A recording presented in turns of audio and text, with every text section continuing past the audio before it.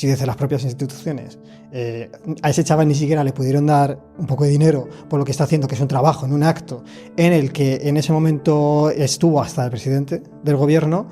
Para muchos otros no se cuestiona que tenga que ser remunerado y costaba mucho luchar para que a los músicos se les considerara y se les considerara como una parte activa de esta conversación.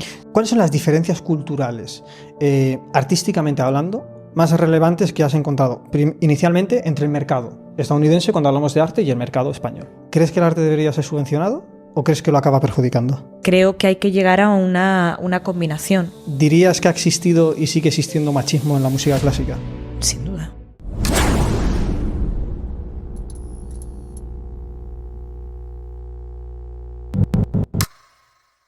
Bienvenidos a todos a Dogma 440. Hoy estoy muy feliz porque viene una invitada de una calidad enorme y vamos a hablar cosas muy guays con ella. Por una parte vamos a preguntarle un poco sobre el nuevo discazo que se ha hecho, que la verdad es que yo me lo he escuchado y está bien cremita. Y por otra parte, Isabel, como ya veréis, es una figura que tiene una trayectoria enorme y que vamos a andar en muchas cuestiones gracias a toda esa trayectoria que tiene, y creo que va a ser muy nutritivo para todos vosotros. Entonces, sin más dilación, pues nada, muchísimas gracias por estar aquí, Isabel, y nada, pues a ver qué tal. Millones de gracias a ti, me hace muchísima ilusión. Nada, la ilusión es mía. Bueno, Isabel, pues cuéntanos un poco ¿cómo ha sido tu contacto a rasgos generales? Imagino que muchas personas ya te conocerán porque eres una figura conocida dentro de la música clásica, sobre todo en España. Un breve resumen para quien no te conozca de cómo ha sido, pues, en rasgos generales, tu trayectoria. Pues yo nací en Santiago de Compostela hace poquitos años, hace muy poquito, y la verdad es que en aquel momento Santiago era una ciudad con muchísima actividad cultural, ¿no? Era impresionante. De hecho, yo me acuerdo en esos años escuchar a Rostropovich, a Alicia de la Rocha, a Pavarotti, que cantó en el Obradoiro, es decir, vamos, era una locura en esos años. Y mi familia, pues era una familia de melómanos, es decir, mis padres ninguno toca ningún instrumento, mi padre canta muy bien y físicamente es igual que Plácido Domingo, de hecho que lo confunden, pero no canta como él, pero canta muy muy bien. Y mi madre le encanta la música, escucha música todo el día y demás, y mi hermana pues tenía un piano, tocaba el piano, tocaba muy bien. Entonces, bueno, pues en ese ambiente empecé yo a tocar y a que me encantara el piano, ¿no? Desde muy pequeña. Estuve estudiando en Santiago, con 15 años entré en el Superior de Madrid, hice el grado superior, hice primero, segundo, ampliación en tercero y cuarto, entonces con 18 ya me fui a Nueva York a hacer el máster en New York University. ¿El máster de qué era? De piano. De música, piano. Ajá. De música. Entonces estuve en NYU, en New York University, estuve en Manhattan School of Music y el doctorado otra vez en NYU. Y allí estuve compaginando pues, el doctorado y empezando a dar clases allí como instructora adjunta. Estuve 10 años realmente en Nueva York y con la pandemia, pues cuando empezó todo esto, pues decidí volverme a España y desde entonces pues estoy viviendo en Madrid, viajando mucho, eso sí, que estamos cada semana en un sitio distinto, pero sí, la base digamos que está en Madrid. Lo que llama llamativo es que tienes como una doble vida académica, ¿no? Porque por una parte está toda la música, pero por otra parte es Derecho, ¿no? ¿O Derecho y Relaciones Internacionales. Entonces, Derecho lo estudié el grado por la UNED, ya que estaba en Nueva York. Entonces, hacíamos los exámenes en el Instituto Cervantes. Bueno, era muy curioso, ¿no? Y digamos que toda la carrera fue online. Y después hice el máster cuando volví, después de la pandemia, hice el máster en el IE, de asesoría jurídica bilingüe y de acceso a la abogacía. Después, además de eso, en Relaciones Internacionales, estudié primero un Graduate Certificate en la Universidad de Harvard y ya después el máster. Entré en el máster y me gradué hace poquito, me dejaron hacer la tesis online y demás, y la entregué en mayo y me gradué en mayo. Así que es reciente. Qué chulo. La primera pregunta obligatoria que te tengo que hacer es ¿cómo has podido compaginar esta doble vida, ¿no? En plan, durmiendo poco. Pero no, la verdad es que me gusta, todo lo que hago me gusta mucho y creo que todo se complementa. Igual de una manera no muy obvia, pero tiene sus puntos de unión, ¿no? En el caso del derecho, sí que es verdad que en mi familia pues hay muchos juristas, estaba mi tío, que es magistrado, mi madre, abogada, entonces digamos que las conversaciones pues, sobre sentencias estaban en la mesa todos los días y sí que es verdad que a mí me gusta muchísimo, pero que aparte hay muchas conexiones con el mundo de la música. Muchas veces salimos de los conservatorios y la población de músicos es muy vulnerable porque al final te enfrentas a contratos, a cuestiones de propiedad intelectual sobre las cuales no se nos enseña absolutamente nada, ¿no? Entonces, a mí me parece muy interesante, igual no que todos los músicos hagan derecho, pero sí que haya unas nociones de derecho, sería fundamental. Y relaciones internacionales, pues surgió por casualidad. En el año 2015, cuando se estaba pues hablando de todos los objetivos de desarrollo sostenible, ¿no? Y empezando a fraguar todo esto, pues me invitaron a las Naciones Unidas. Hicieron una selección entre varias universidades de estudiantes y me invitaron pues para ver todo el proceso. Y la verdad es que a mí en ese momento me fascinó la idea de poder contactar con gente de todo el mundo, de poder ver estos espacios de diálogo, ¿no? y entender estas problemáticas a nivel global. Y eso hizo que me fuera interesando cada vez más sobre este tema y sobre cómo los artistas podemos contribuir en todo esto, ¿no? Porque sí que es verdad que, oye, pues un ingeniero puede contribuir, una arquitecta puede contribuir, un médico, pero los músicos también tenemos nuestro lugar. Y yo recuerdo que yo iba a todas esas conferencias, lo primero que decía es que soy pianista y todo el mundo, ¡ay, qué bien! Yo tocaba el piano con 3 años, ¡qué emoción, qué bonito! O mi niña toca el piano, lo hace muy bien, hasta luego, ¿no? Y no hablaban conmigo. Ajá. Entonces sentía que los músicos no éramos parte de ese espacio, ¿no? Que digamos que había el espacio serio y luego el espacio de entretenimiento donde sí, bueno, y obviamente ellos estaban hablando mientras que tú tocabas cualquier cosa, ¿no? Entonces quería cambiar un poco esa idea y quería proponer que los músicos tenemos nuestro espacio, que no quiere decir que vamos a sustituir el espacio de otros, sino que, oye, podemos actuar en parte de este proceso. Y bueno, así surgió realmente todas estas 3 disciplinas en las que me he formado y en las que he actuado y actúo. Me parece muy curioso esto que me dices de cómo hay personas que les parece como de por sí muy bonita la música, por esto que me dices de, pues mi hijo tocaba el piano y tal, pero luego parece que no te toman en serio, parece como del todo, ¿no? ¿A qué crees que se debe todo eso? O sea, esa infravaloración a la figura del músico, en esa clase de niveles o esferas, no sé muy bien cómo categorizarlo, ¿de dónde crees que puede llegar a venir esa infravaloración de la música? Yo creo que durante mucho tiempo, durante muchas décadas, la figura del músico, del compositor, pero también del intérprete está unido al intelectual y a alguien que obviamente ha tenido que desarrollar una carrera, ha tenido que dedicarle muchas horas y que tiene unos conocimientos muy amplios del mundo, ¿no? A la hora de realizar su trabajo. Creo que cuanto más la industria de la música ha asociado a la música mero entretenimiento, ha hecho quizás que la figura de, pues eso, de intelectual o de personas formadas, que al final lo somos, y una formación de conservatorio o no, pero cualquier formación musical requiere un aprendizaje extraordinario, ¿no? Entonces, y además un aprendizaje muchas veces muy global y de muchas disciplinas, muy transdisciplinar. Entonces creo que esa asociación de la industria musical al mero entretenimiento sin más, pues creo que ha afectado mucho a la imagen del músico, ¿no? Y también muchas veces esa romantización de la vida del músico, de que me voy de fiesta todos los días ¿no? y que es realmente muy distinta a la realidad. Es decir, un músico profesional tiene que trabajar muchísimas horas con una disciplina absoluta y es un trabajo igual de riguroso que uno de oficina, si se hace bien, ¿no? Como lo mismo, es decir, que tú en una oficina puedes trabajar más o menos, aquí es lo mismo, ¿no? Entonces, creo que esas 2 cuestiones, el primero, equiparar la música meramente a entretenimiento y abandonar todo ese espacio de intelectualidad, y una segunda parte que es esa consideración, pues digamos, romantizada, no real, ¿no? De la música como, pues eso, de la vida del músico como algo bohemio, no como algo disciplinado y que exige un trabajo muy serio, pues creo que afectan de una manera muy notable a nuestra consideración. Es muy interesante esto que dices. De hecho, ahondando como históricamente esa infravaloración de la figura del músico, si empiezas a rastrear en la historia, ya lo encuentras en Platón, concretamente en Gorgias, que, o sea, la música que valía era la música especulativa, el hecho de pensar en la música de las esferas. Según vas avanzando en la historia, el propio Maquiavelo en El Príncipe dice que un buen líder tiene que saber solo un poco de música, porque saber mucho de música implicaría que eres un vago, que estás pasando de tus obligaciones, y eso es como que esa figura como que se va reinterpretando a lo largo de la historia, y me ha parecido muy interesante esto que dices ahora asociándolo con la industria musical, porque de algún modo entronca lo mismo, ¿no? Sí. A la música como mero entretenimiento, ¿no? Y incluso en algunos periodos... distracción también, como mencionabas. Y incluso en algunos periodos de la historia también como elemento también pecaminoso, también. De placeres terrenales, porque al final donde hay música hay jolgorio muchas veces y todo esto. Esto que hablamos de las altas esferas, de que tú has notado como eso, ¿tienes alguna anécdota en particular en el que tuvieras que eso es palpable? Te pongo un ejemplo. Yo tenía un colega de un conservatorio, que no diré su nombre porque no me quiero meter en líos, pero tocó en el Congreso. Y lo que a mí me llamó la atención es que lo único que le dieron fue una taza y una mini constitución.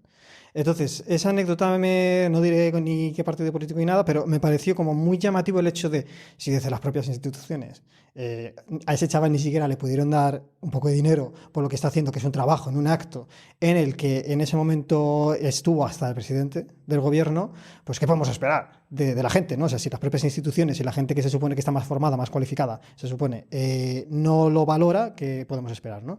Entonces, mi pregunta va, ¿tú alguna vez te has encontrado alguna anécdota similar que es lo que te haya hecho pensar eso, como más en concreto? Constantemente, y ha sido una lucha muy importante que desarrollo yo y que hemos desarrollado muchos, ¿no? De la importancia de que se considere al músico como profesional y se le respete como tal, ¿no? Y es muy curioso que en otras profesiones es que ni se plantearía que pudiesen realizar su trabajo de gratis o simplemente para una exposición pública, ¿no?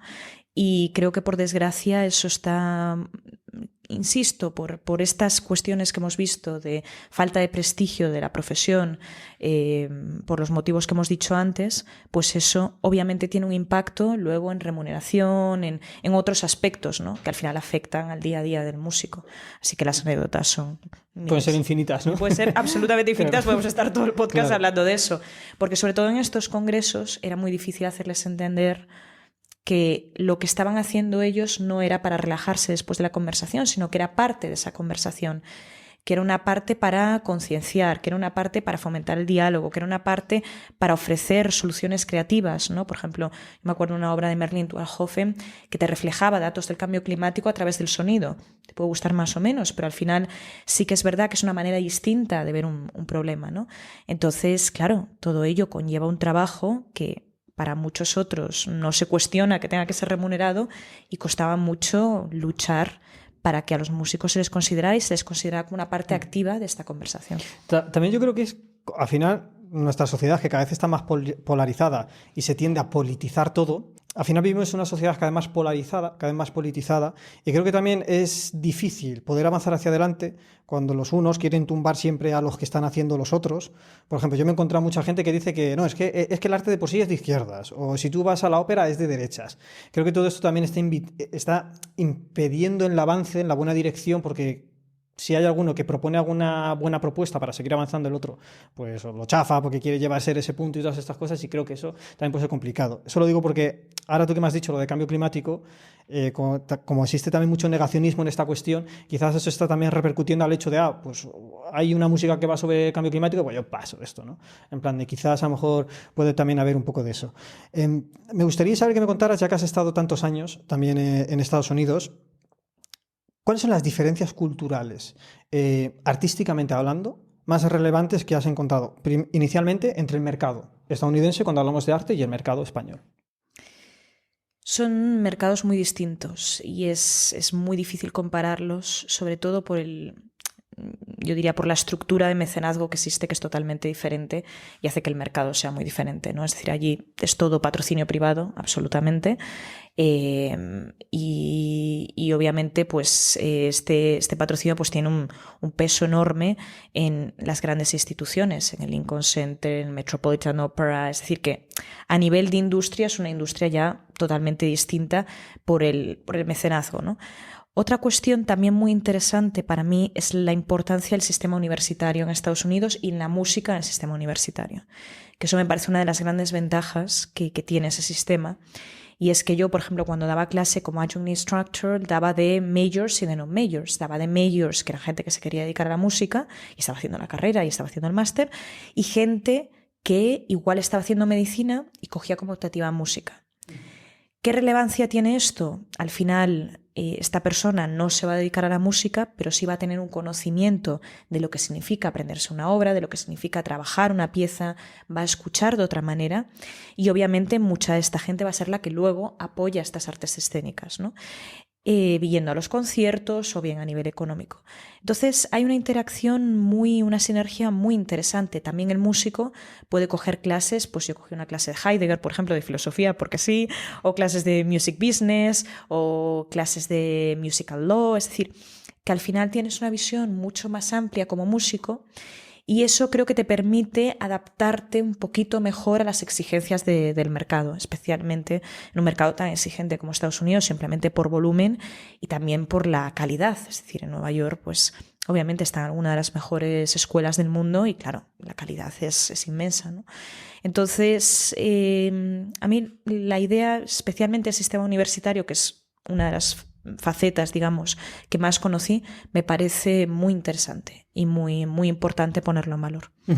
De cara a esto que me dices de que la cultura final en Estados Unidos todo son iniciativas privadas, claro, la curiosidad es que en España parece a veces que es todo lo contrario. Entonces, pregunta corta y concreta que no sé si va a ser incómodo o no, pero es, ¿crees que el arte debería ser subvencionado o crees que lo acaba perjudicando?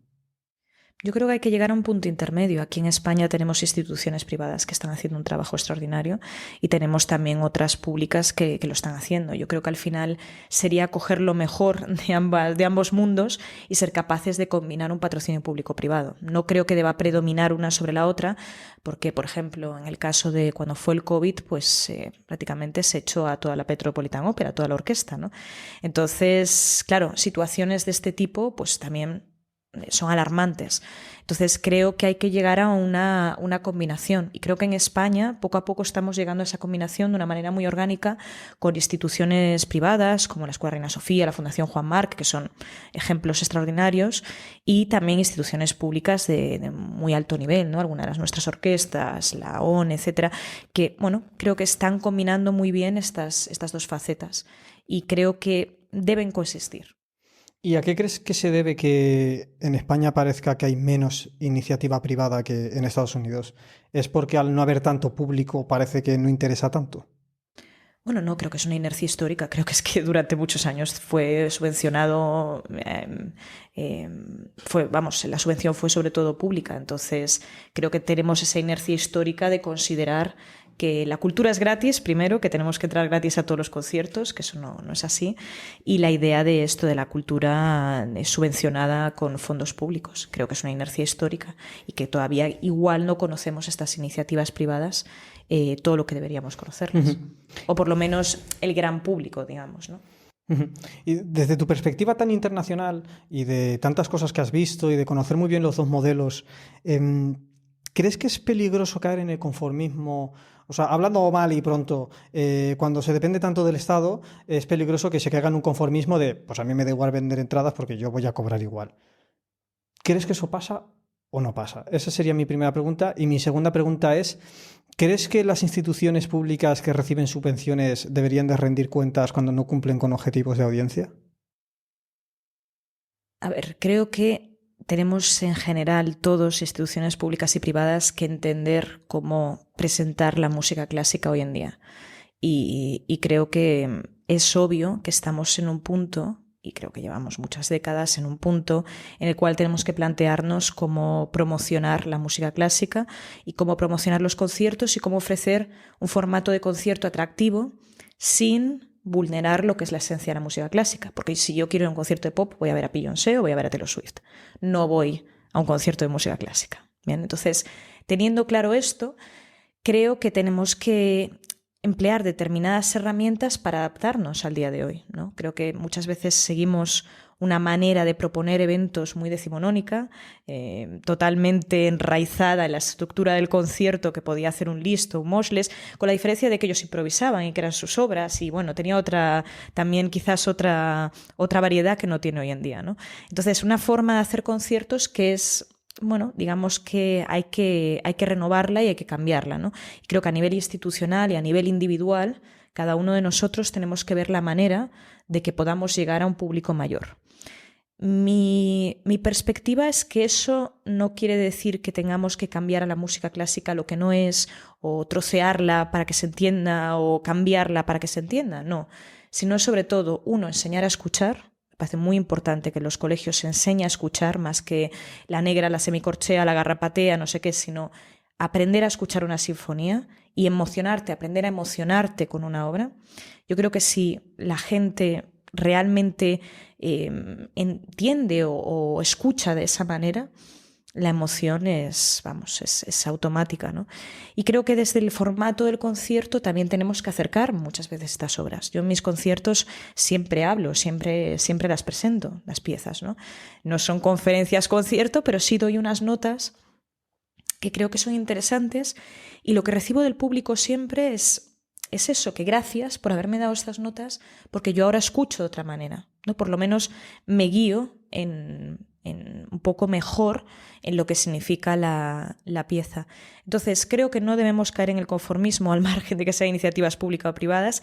Creo que tenemos que coger aquellas herramientas que funcionen mejor en uno u otro ámbito, y también cambiar el modelo de concierto, pero cambiarlo desde una perspectiva no simplemente teórica, sino objetivamente hacer determinados pasos para que la música llegue y para que emocione. Porque funciona también la música de películas, porque se llenan estadios con música de películas, que es una mezcla de Mahler, Strauss y un poquito de Bruckner, ¿no? ¿Por qué se llena?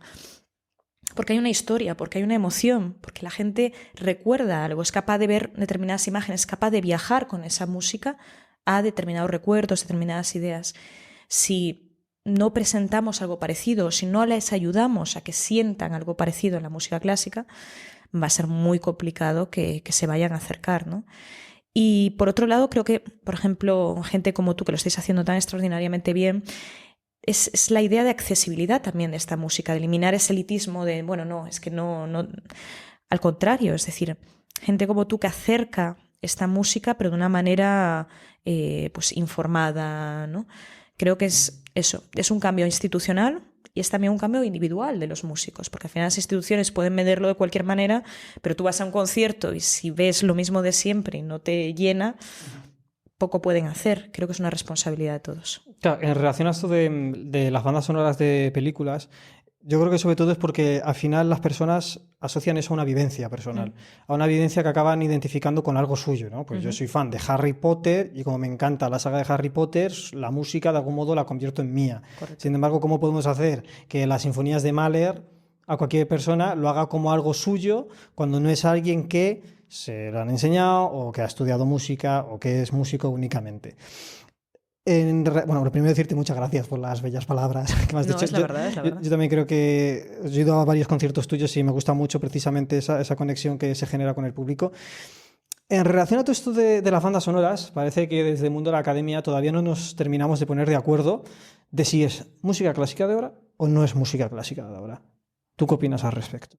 Yo creo que sí, yo creo que estamos viendo como John Williams tiene obras de concierto que está tocando Anne-Sophie Mutter y grandes intérpretes, Lang Lang está tocándolas, es decir, que yo creo que al final hay ya una asunción a nivel global que esta música es de una calidad extraordinaria. Y la que es de una calidad extraordinaria, hay música contemporánea muy buena, muy mala, y bandas sonoras muy buenas, muy malas. Pero las muy buenas, obviamente, pues para mí son música actual, son música contemporánea, un tipo de música contemporánea. ¿Y tú que has visto esos ambos mundos, el de Estados Unidos y el de España, dentro de lo que es la enseñanza de la composición? ¿Ves a los estadounidenses más enfocados a todo este mercado audiovisual para intentar colocar a sus músicos?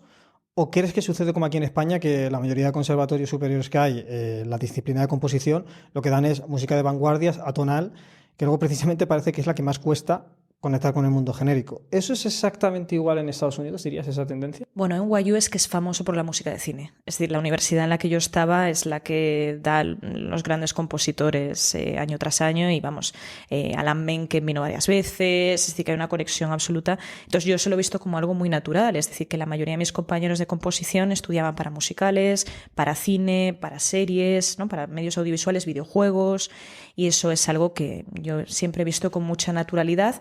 También es verdad porque NYU está muy orientada a eso, ¿no? Pero creo que en Estados Unidos en general hay una mayor apertura en este sentido. Creo que la música de concierto tiende más hacia un neotonalismo hoy en día, eso, vamos, y la influencia del minimalismo ha sido clave, ¿no? Allí. Entonces creo que a nivel el concierto, digamos, la de concierto tradicional sí, y a nivel de cómo plantear una carrera, muchos de mis compañeros están compaginando la música de concierto con música de videojuegos, con música de bandas sonoras, de una manera natural y al mismo nivel, en el sentido de que ellos pueden poner, pues han ganado el premio ASCAP y al mismo tiempo han ganado un premio en el Festival de Cine de Tribeca y lo ponen al mismo nivel de importancia, ¿no? Creo que esta división en las nuevas generaciones y allí está más que superada. ¿Y por qué crees que en España parece que sucede lo contrario? Yo tengo una amiga que es compositora que me estuvo contando que ella se quejaba de se quería presentar a concursos de composición, pero la mayoría de todos los concursos que habían o hacías música de vanguardia tonal y tal, o vamos, olvídate de ganarlos, y la indignación que a ella le generaba el hecho de no me puedo presentar a concursos porque la mayoría son de este tipo de estilo, que no es mi estilo, por lo tanto no puedo ganar esos concursos. Como no puedo ganar esos concursos, no tengo nada que poder presentar a las productoras para yo poder pues venderme y acabar trabajando en eso. ¿Crees que hay una razón específica de por qué parece que en España es más difícil esa apertura? Bueno, yo creo que en España tuvimos una suerte inmensa, pero claro, a la vez tienen sus consecuencias. Nosotros, con la generación del 51, tuvimos a unos músicos de un nivel extraordinario, Luis de Pablo, Cristóbal Hafter, Tomás Marco, que trajeron todas estas vanguardias a España y que son músicos de una entidad internacional y reconocida. Me acuerdo de tocar Cristóbal Hafter o Luis de Pablo en Nueva York y que se reconocía, y Tomás Marco igual, se reconocía y se aplaudía como una música de altísimo nivel, ¿no? Entonces sí que es verdad que estas figuras tan extraordinarias, pues, y su estilo y el estilo de sus estudiantes, pues obviamente se ha mantenido a lo largo de las décadas, ¿no? Y a todos los niveles, en el conservatorio, en los concursos, es decir, que al final la influencia de estas figuras importantes, pues obviamente ha trascendido a lo largo del tiempo, ¿no? Entonces, bueno, creo que hay esta singularidad de que efectivamente en nuestras vanguardias tenemos estas figuras fundamentales y además con una trascendencia internacional muy fuerte, ¿no? En Estados Unidos creo que quizás la fuerza del musical, la fuerza de Hollywood y demás, pues quizás ha determinado que hubiera más, ¿no? esta mezcla, ¿no? Y yo creo que, bueno, también innovaciones como las de John Cage, ¿no? Y figuras tan disruptivas como John Cage, pero en otro sentido, pues de repente llevan la música quizás en otra dirección, ¿no? Creo que hay que entender muy bien las circunstancias históricas, ¿no? Lo que se da en cada uno de los países y las circunstancias político-históricas de los dos, ¿no? Pero creo que bueno, que estamos en un proceso de cambio. Creo que Kaleidoscope, mi disco, es un poco un ejemplo de esto, ¿no? Es decir, que hay obras que están quizás un poquito más enraizadas en la vanguardia, otras que sí que son muy neotonales, otras que parecen un anime, ¿no? La de Yoko Kanno, que es una compositora anime conocidísima, pues es súper tonal y parece, pues eso, totalmente música de banda sonora de anime. Entonces, bueno, creo que estamos avanzando en un eclecticismo musical muy interesante y quizás pues eso, una predominancia mayor de una música neotonal, ¿no? De alguna manera está volviendo otra vez ese gusto, ese arraigo a la tonalidad frente a las vanguardias de mediados de siglo, que creo que tuvieron una función muy importante y que eran necesarias. Es decir, que al final figuras como Boulez y como Cage, en sus extremos, han sido fundamentales para la historia de la música. Ahora que nos hablas de tu disco, que es un disco muy bonito, yo he tenido el placer de poder escucharlo entero, háblanos un poco. O sea, es verdaderamente llamativo que el disco que has hecho son todo compositoras actuales. ¿Cuál es un poco el objetivo inicial? O sea, ¿cómo se cuece esa idea? Sí, la verdad es que ha sido una idea de varios años. Creo que Kaleidoscope es un reflejo de diversas ideas que habían surgido a lo largo del tiempo, en mi caso, ¿no? Creo que por un lado está la idea de la diversidad, son compositoras de todos los continentes. Para mí eso, la vivencia de Nueva York, la vivencia de la ONU fue muy importante, el entender y el tener esa visión global y el enriquecimiento de lo que eso suponía, ¿no? Es decir, que pues yo el primer año tenía una compañera de piso china, el siguiente mexicana, tenía amigos de todo el mundo, gracias a la ONU pues tenía muchísimos amigos del continente africano, tenía amigos australianos, es decir, que al final tenías una riqueza de visión muy interesante, ¿no? Y muchas veces una riqueza que te hacía aprender, ¿no? Te hacía aprender de tu cultura y de otras culturas y de cómo ver tu cultura, ¿no? Que habías asumido que era la que estabas, en la que te habías criado siempre, pues de repente ver otras perspectivas es tremendamente enriquecedor. Entonces, toda esa idea que llevaba muchos años ya planeándola con el Women in Music, que eran intercambios culturales entre países a través de música de compositoras, que hicimos Estados Unidos-España con la colaboración de la Filarmónica de Nueva York, España-Alemania, España-Portugal, pues dije, oye, vamos a ampliarlo esto un poco más, ¿no? Vamos a pensar en el mundo. Y al mismo tiempo que hacía eso, decía, oye, es que claro, es que en las salas de conciertos ya no se tocan señoras, o se tocan muy pocas. Las señoras que se tocan, la mayoría pues son Clara Schumann, Fanny Mendelssohn, porque nos suenan los apellidos, y eran hermanas de... Digamos que de esas, bueno, pues hay algunas contemporáneas que están entrando. Sari Ajo, Sofía Gubaidulina, pero europeas o americanas. Pero ¿qué pasa con el resto? Es decir, ¿qué pasa en Japón? En Japón hay compositoras. ¿Qué pasa en Australia? ¿Qué pasa en Nigeria? ¿Qué pasa en Sudáfrica? ¿Qué pasa en Argentina? ¿Qué pasa en...? ¿No? Entonces, de repente, pues me empecé a plantear todo esto, ¿no? ¿Qué pasa en Jordania? ¿Qué pasa en el mundo árabe? ¿No? Y entonces, bueno, surge primero de esa exploración. Hay otra fase que es la de compositoras. Esto es un trabajo que llevo realizando desde varios años, que parte de mi propia sorpresa cuando a mí un alumno me pide una obra de una compositora y básicamente no tenía ni idea, porque no había estudiado ninguna y realmente no tenía conocimiento sobre ninguna para el nivel de poder programarlo y poder ponérselo a un alumno en el repertorio. Y entonces, bueno, esta investigación la verdad ha sido muy interesante porque me ha ayudado a ver el grado de invisibilización que existe todavía y que existía entonces.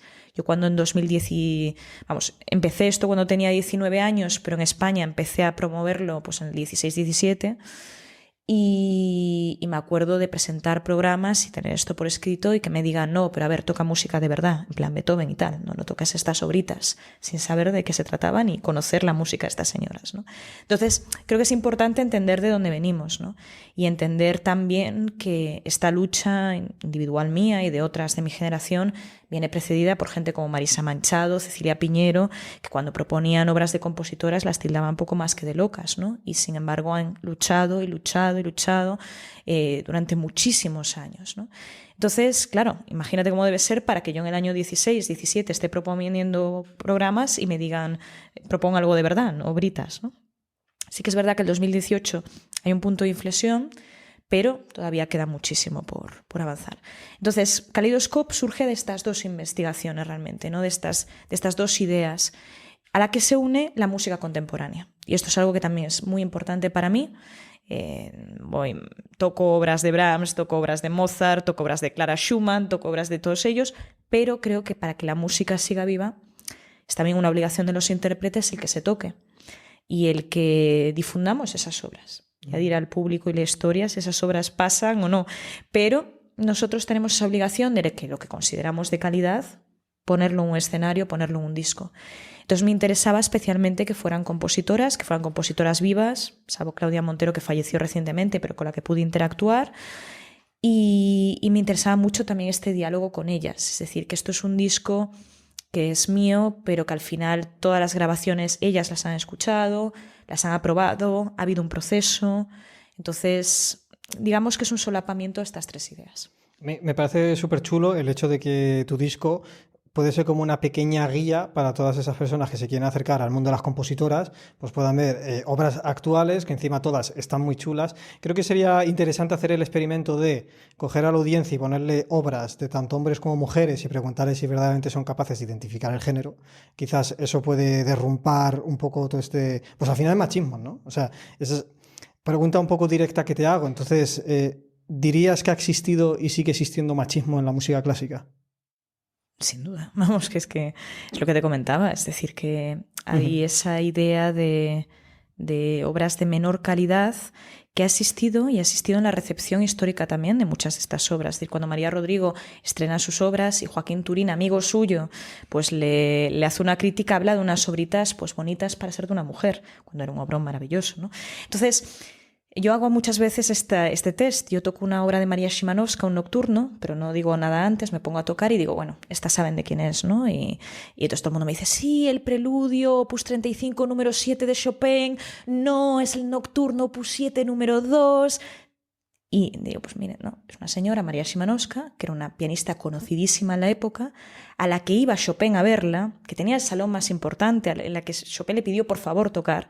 Era una señora que componía mazurcas, polonesas, preludios, nocturnos, y yo en la historia de la música, cuando estudié quién era el antecedente de Chopin, que me dicen John Field, pero esta señora no se la menciona, ¿verdad? Una señora conocidísima en la época y de una importancia extraordinaria en la época. Era la gran pianista de su tiempo, la Martha Argerich de su tiempo, imaginémonos, ¿no? Entonces, claro, hay figuras así que te planteas. Mariana Martínez, por ejemplo, ¿no? Mariana Martínez en Italia era extremadamente conocida, primera mujer que se aceptaba en la Academia de Bolonia. Mozart, en varios escritos, dice que es de sus compositores favoritos, compositores, compositoras. Tenía un salón también importantísimo, porque muchas de estas mujeres además influían a través de estos salones, ¿no? Con una producción muy importante, tanto sinfónica como, bueno, pues el concierto en sol mayor en piano. La primera versión que se ha hecho es la mía, lo he hecho en España y en Italia. Una señora de la época de Mozart. Es decir, y una señora de esa trascendencia, ¿verdad? Entonces, esa invisibilización ha existido por una razón de género en muchísimas ocasiones, la gran mayoría de las ocasiones. Es una invisibilización que a veces incluso en la época no se daba, que es lo raro. Es decir, que sí que había muchas barreras en esas épocas para que una mujer pudiese llegar a desarrollar una actividad musical. Generalmente eran mujeres o que venían de una familia de músicos, Francesca Caccini, ¿no? Con su padre Giulio Caccini, o en el caso de Mendelssohn o de Clara Wieck por su padre. Entonces, bueno, se daban en esos ambientes o con un nivel económico determinado, como Hélène de Montgueroul, por ejemplo, estudia con Clementi, ella era una noble, ¿no? Sí que es verdad que después pues, vemos que este espectro se va ampliando, que en el siglo XIX tenemos una grandísima cantidad de compositoras en todo el globo, y compositoras, insisto, que en su época, como Pauline Viardot, por ejemplo, era famosísima, pero famosísima, la conocía todo el mundo, y sin embargo hoy en día no entra en ese canon. Entonces hay un borrado muy específico de género a mayores de otros tipos de borrado, ¿no? Pero específicamente de género muy claro. Y luego este repertorio, pues hay como que siempre justificar la calidad, cuando la calidad es subjetiva. Me refiero que Clara Schumann y Robert Schumann componían a la par, y uno sacaba sus romanzas y el otro sacaba unos líder y el otro sacaba unos líder al día siguiente. Me refiero que eran compositoras de un grandísimo nivel, que no era dudado ni muchas veces planteado en aquella época, ¿no? Entonces sí, creo que existe una inercia machista por este borrado que ha invisibilizado, y creo que, bueno, poco a poco se va cambiando. Por lo menos ahora por lo menos se sabe que existen, que no es poco, y se van programando todavía muy pocas de todas las que hay, pero poquito a poco vamos descubriendo estas joyas. ¿Y qué crees que ganan los hombres o algunos hombres invisibilizando a las mujeres? Yo creo que hay una idea, esto lo habla muy bien Amy Kyle, por ejemplo, que es doctora en la Sorbona, ¿no? Entonces ella habla del concepto de genio y de la importancia de la asociación del concepto de genio creativo al hombre y de la invisibilización del posible genio creativo de la mujer, ¿no? Y esto ha sido una constante a lo largo de la historia. Se ha aceptado, porque se necesitaba la voz femenina, que hubiera señoras que cantaran bien. Se ha aceptado que hubiera más o menos buenas pianistas, porque en el siglo XIX se educaba a las mujeres en el piano, era parte de su educación, entonces alguna tenía que tocar bien, pero en el imaginario de la época el genio creativo pues es más complicado de asumir, y eso lo vemos constantemente, ¿no? Que esa idea de ese machismo asociado a que el genio creativo no puede ser femenino es una constante. Entonces creo que es muy importante cambiar esa imagen, reflejar todas las grandes compositoras que ha habido y hay, para crear referentes y acabar un poco con esa imagen. Pero creo que los hombres no ganáis nada, porque creo que al final es un enriquecimiento de todos. Yo siempre lo digo, esto no va de dejar de tocar a Bach y mañana no se toca Mozart. Al contrario, vamos a tocar Bach todos los días, vamos a tocar Mozart todos los días, vamos a tocar a Elisabeth Jacquet de la Guerre y a Mariana Martínez. ¿Qué más da? Me refiero que es al contrario, vamos a enriquecer esto. No ofende en nada, no quita espacio a que se haga la Pasión según San Mateo, ¿no? Se puede hacer perfectamente, pero ¿por qué no hacemos todas estas obras, que es un enriquecimiento al final, ¿no? ¿Y crees que la música clásica es en específico más machista que otros géneros? Porque yo pienso, por ejemplo, ahora en la música pop, Taylor Swift, la artista en general en mayúsculas dentro del mundo de la música más determinante probablemente de la actualidad. O sea, ¿cómo puede ser que en el pop la figura número uno es una mujer y parece que no sucede nada, pero en la música clásica nos tenemos que estar constantemente justificando, como tú dices? Hombre, llevamos más siglos, ¿no? Igual puede ser eso, que llevamos más inercia histórica. y que hay un sistema que ha establecido eso y que lo ha perpetuado a través de los conservatorios, que quizás en otros ámbitos no está tan sistematizado.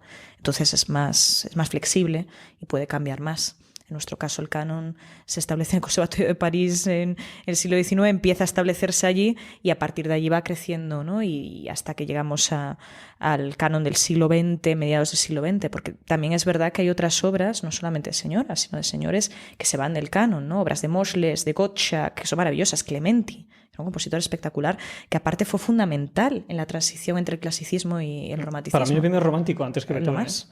Y sin embargo se borra también, ¿no? Pero por ejemplo Horowitz tocaba Clementi, entonces un borrado relativamente reciente, ¿no? Pero sí que este canon quizás de la industria discográfica todavía más pequeñito, más de greatest hits, pues bueno, es más difícil cambiarlo porque hay una inercia que viene desde distintos sectores, de los greatest hits de la música clásica, de los conservatorios siempre enseñando lo mismo, de los concursos que te piden obligatoriamente una obra de clave, un preludio y fuga del clave bien temperado, un estudio, bien sea de Chopin, de Rachmaninoff o de Scriabin, una sonata, bien sea de Mozart, de Haydn o de Beethoven, y no te vayas de ahí, y una obra que bien de Bizet, Ravel o, si estamos en España, Albéniz Granados, falla. Y te lo dicen así, entonces tú, si estás en el conservatorio, obviamente estudias estas obras porque quieres ganar esos concursos, porque quieres tener acceso a todos estos espacios, ¿no? ¿Crees que, en relación a esto que hablamos del canon, crees que hay países que culturalmente son colonias de otros?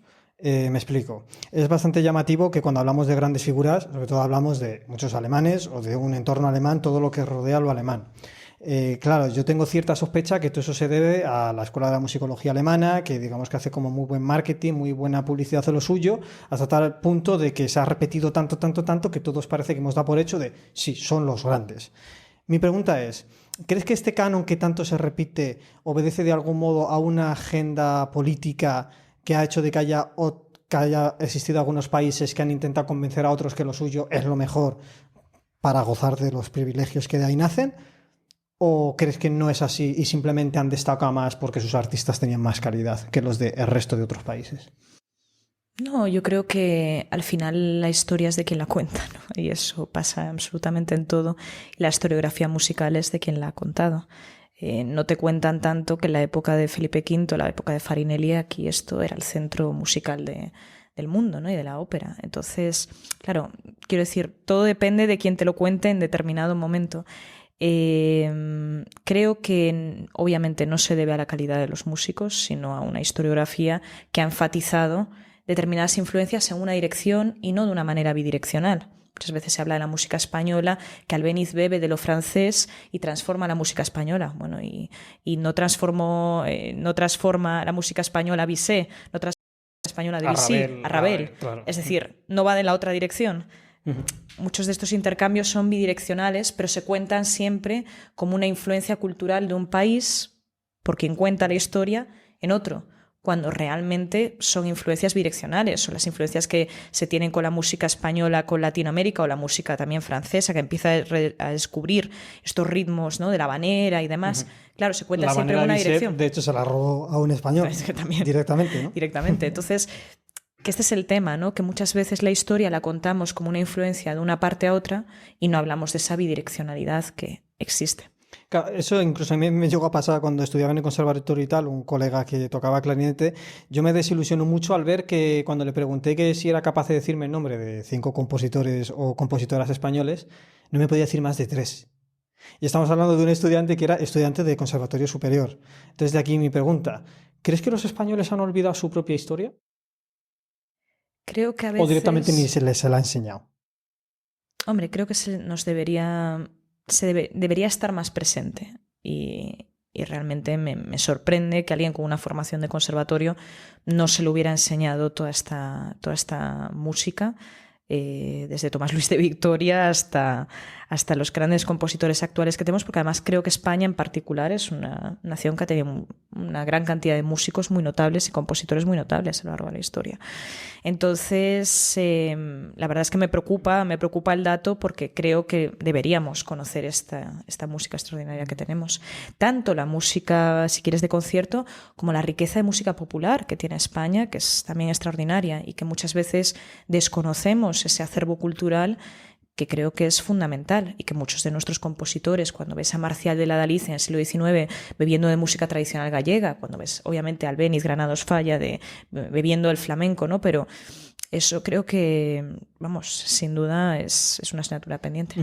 Por aportar un poco a toda esta cuestión, a todo el que le interese todo este tema, ya Pedrell y Barbieri ahondaron mucho en esta cuestión y hay artículos que hablan de cuáles eran los motivos que ellos veían de por qué se estaba dando ese atraso en España y esa falta de voz. Y era muy interesante el análisis que ellos hacen. Ellos nombran distintas cuestiones, entre ellas dicen que en cuanto la Iglesia se sale de la ecuación musical, que era la que se ocupaba de la formación de los músicos, el Estado no supo tomar bien el relevo.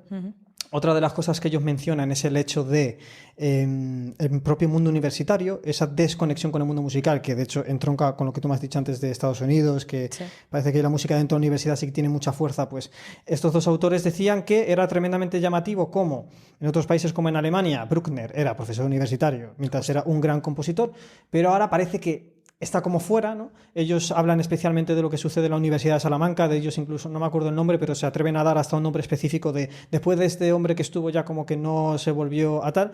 Y la frase de estos dos autores, no sé si ahora mismo fue de Pedrell o de Barbieri, era una frase bastante fuerte y a día de hoy nos llamaría mucho la atención porque es terriblemente machista y ofensiva también, que decía que los conservatorios españoles solo servían para formar a malos pianistas de hotel y a mujeres que tocan de probablemente a Chopin.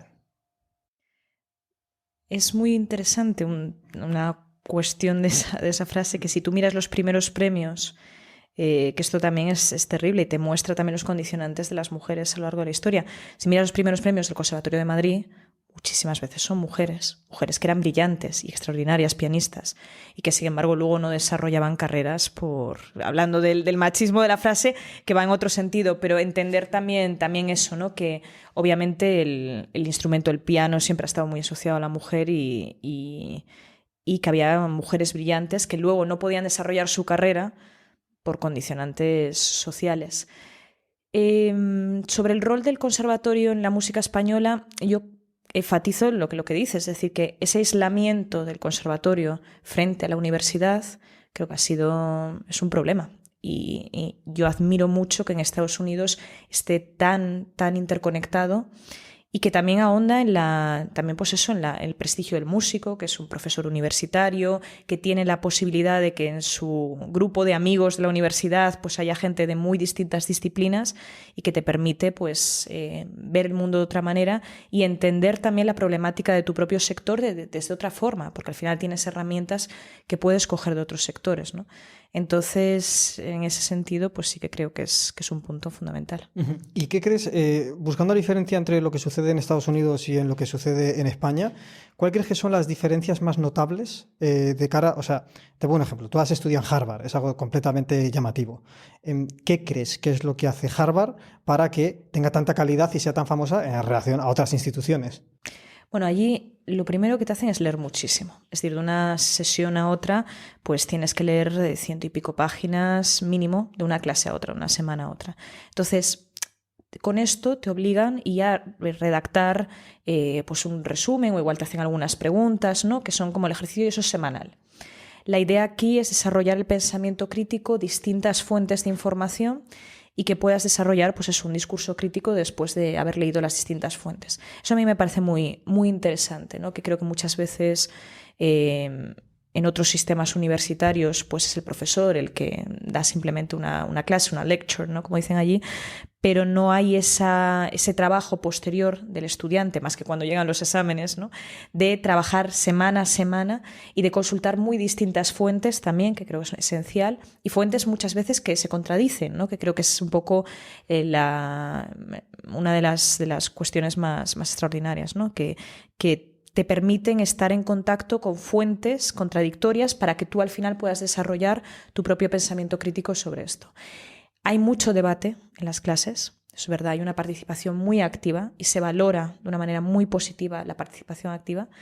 Y a veces es demasiado, porque a veces estás simplemente en un diálogo y no escuchas al profesor, pero sí que es verdad que el diálogo también es muy interesante, porque trae perspectivas diversas y bueno, la verdad es que los estudiantes que son admitidos allí pues la verdad han pasado una serie de cribas, ¿no?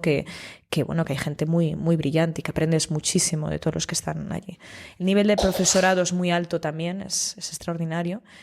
Y luego creo que hay esta idea que, bueno, que va todo conjugado, ¿no? Del desarrollo del pensamiento crítico, del desarrollo de una investigación de muchísima calidad, hay también muchos medios para ello, pero mucho cuidado en la investigación, en el trabajo.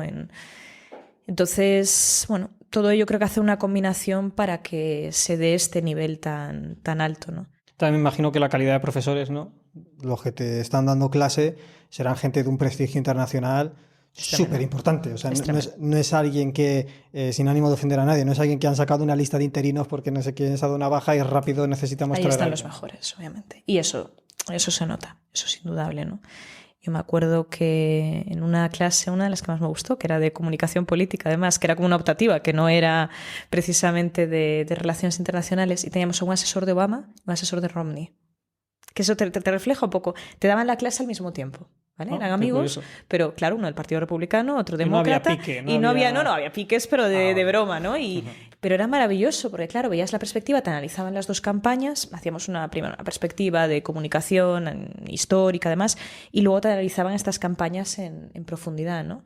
Y veías las dos perspectivas. Entonces, a mí esa clase pues es de mis favoritas de toda la vida, porque de toda mi formación académica, porque realmente creo que mostraba perfectamente todos estos conceptos, es decir, diversidad de opiniones, diálogo, pensamiento crítico, intervención. Todos interveníamos en clase de una manera muy activa, se planteaba lo que se dice el estudio del caso, ¿no? Que es lo típico, te dicen, no, es que en Harvard se usa el estudio del caso. Bueno, efectivamente, te iban poniendo casos prácticos y era muy práctico en ese sentido, ¿no?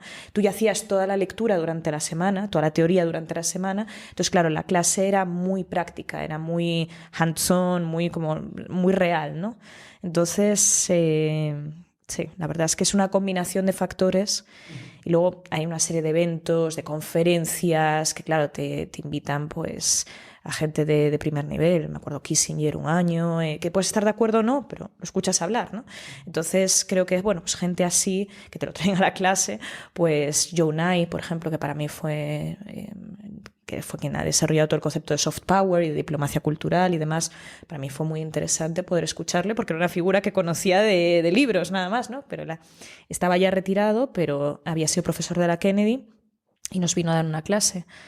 Claro, de repente ves eso, estás ahí y es muy espectacular. Me llama mucho la atención esto que me dices de que hay debates, de que hay tanta participación en clase, cuando al menos en mi experiencia personal aquí en España parece que el alumno que participa en clase ya se le está como mirando raro, ya están los compañeros como es que no se calla, es que no sé qué, ¿no?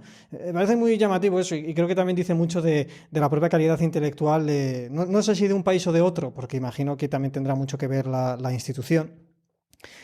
Bueno, hay una pregunta, voy a parecer broncano, pero es que te la quiero hacer y es si se puede responder cuánto cuesta estudiar en Harvard. Cuesta bastante. Está online, pero es mucho dinero. Es mucho dinero. Miradlo online, es mucho dinero. Pero bueno, también hay ayudas, me refiero que hay becas, que se intenta que si vales, que la universidad te pueda apoyar también, ¿no? Pero las universidades allí son carísimas. ¿Dirías que un título en Harvard te cambia la vida? A mí sí, a nivel intelectual me ha cambiado muchísimo. ¿Y laboral? O sea, cuando te ven eso en el currículum es como, sí, ¿instantáneamente hay que contratarla? Yo creo que ayuda. A mí por lo menos me ha funcionado bien. Pero bueno, que al final yo creo que lo más importante de eso es la experiencia de estar allí y de realmente poder absorber todo esto, ¿sabes? Es decir, que sí, obviamente nos importa para el currículum, pero más importante que eso, realmente, no es demagogia, real, es la experiencia de poder escuchar a gente así, de poder estar en esas clases y de poder intentar absorber todo esto, ¿no? Entonces, para mí la experiencia valió muchísimo, sobre todo por esa experiencia personal. Y Yo creo que los campus estadounidenses en general, las universidades allí, son una experiencia muy, muy especial. ¿Son como American Pie o eso es una leyenda? Hay de todo, hay de todo. Total. ¿Qué crees que es lo que tendría que hacer España para tener su propio Harvard, por así decirlo? ¿Es únicamente una cuestión de dinero o es una cuestión de que tenemos que cambiar el concepto?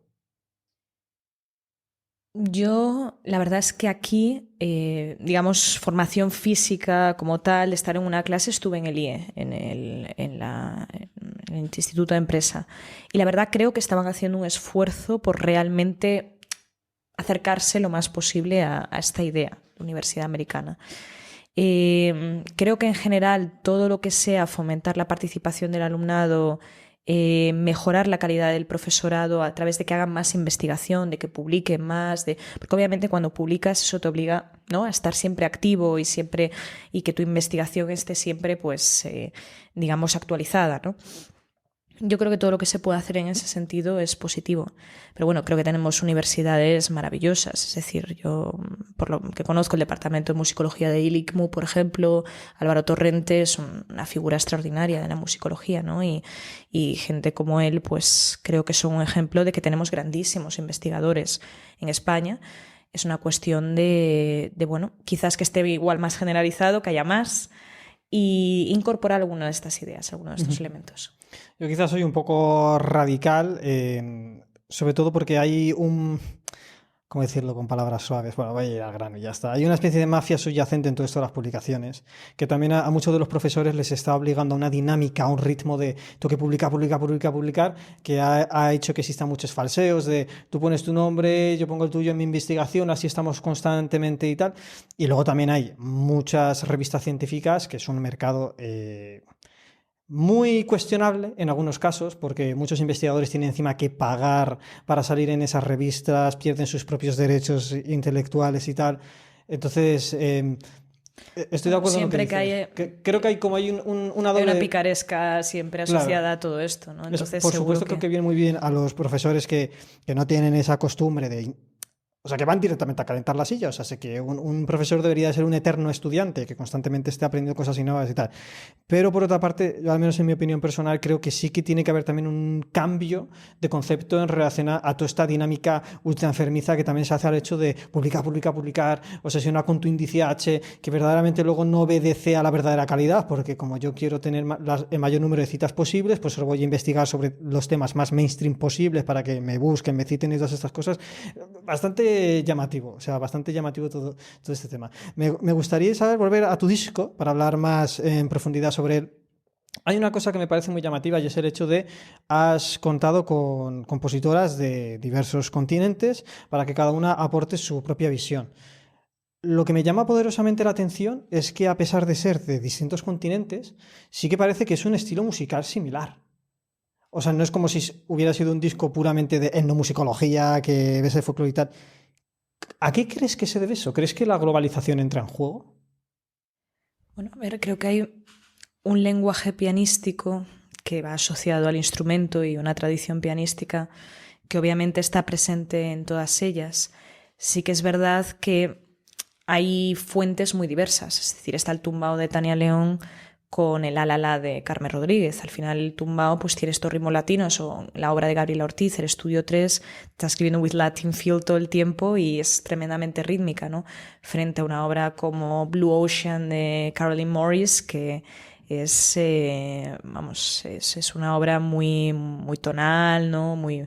Entonces, bueno, creo que hay contrastes que sí que es verdad que alguna de estas diferencias culturales pues obviamente pasan por el filtro del lenguaje pianístico del momento, heredado, ¿no? Y del momento también. Entonces, por ejemplo, es muy curioso en Suat Bushnak que, claro, yo la primera vez que toco la obra, pues la toco muy a la Chopin, ¿no? Y con un fraseo muy a la Chopin. Entonces lo envío a ella y me dice, oye, está precioso, me encanta, pero claro, tú aquí tienes que pensar en las escalas árabes, tienes que pensar en el canto árabe, tal. Entonces me empezó a mandar cosas y propuse después otra versión, ¿no? Y es una versión que, claro, mezcla ambas cosas, esa formación que yo he tenido y esa tradición pianística que yo heredo, pero obviamente estos elementos culturales muy marcados que ya está incorporando, ¿no?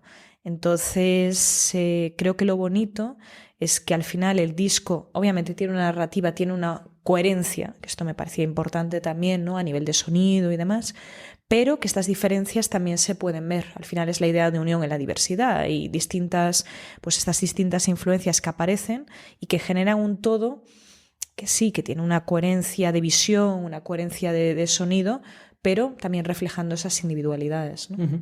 Y ya como curiosidad puramente musicológica, todos estos nuevos estilos contemporáneos que se están dando, si se le tuviera que dar un nombre, si se les tuviera que dar una etiqueta, ¿alguna de las compositoras te han dicho concretamente este estilo es esto, ¿no? Al igual que a día de hoy hablamos de esto es estilo galante, esto es no sé qué.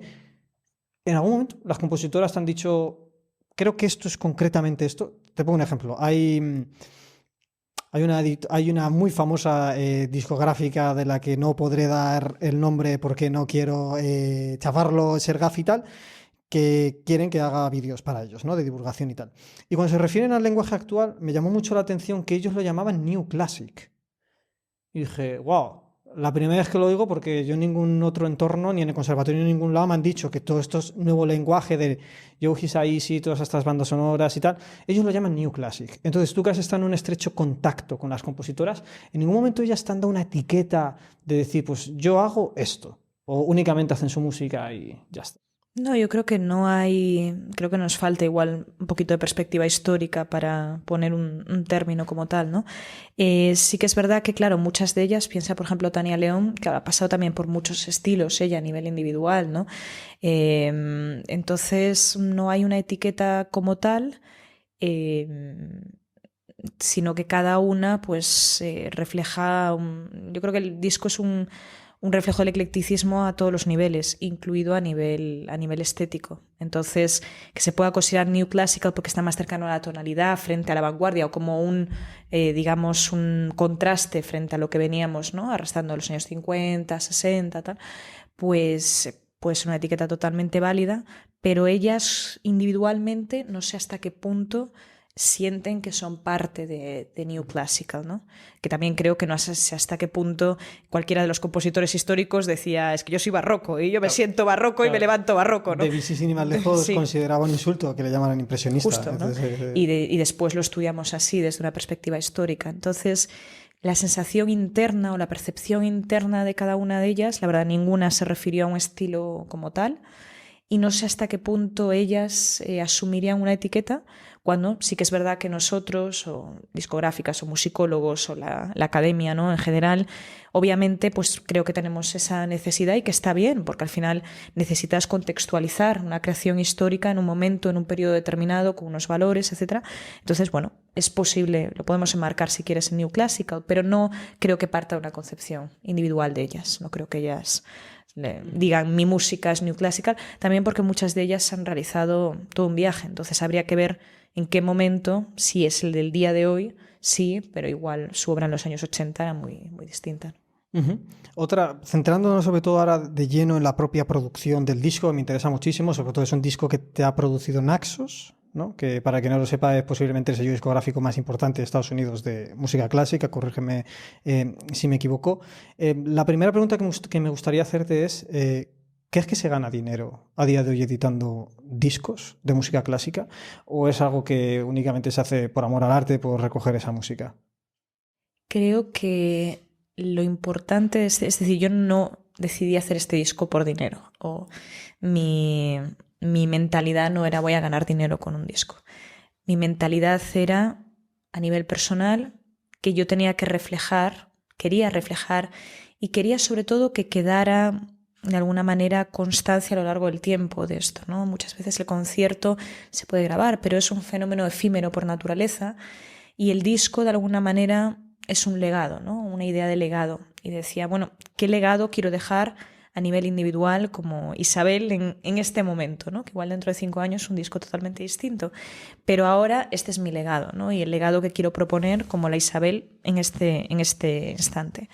A nivel discográfico, yo creo que la verdad he tenido muchísima suerte y es un honor poder colaborar con Naxos y que una grandísima, como dices, una grandísima discográfica se interese por este producto, que es un producto al final, oye, de compositoras contemporáneas de distintos continentes, que quizás no es el Bach Mozart habitual. Pero creo que eso es lo que les atrajo precisamente y donde ellos entendieron la importancia de este tipo de productos, de un producto que tiene una vocación de transformación, que tiene una vocación de ir un poquito más allá, ¿no? Y de transmitir un mensaje. Y la importancia que tiene eso para la propia discográfica, ¿no? De representar un poco una serie de valores que se tienen que reflejar y que bueno, que suponen un legado también para la propia discográfica, ¿no? En el momento temporal.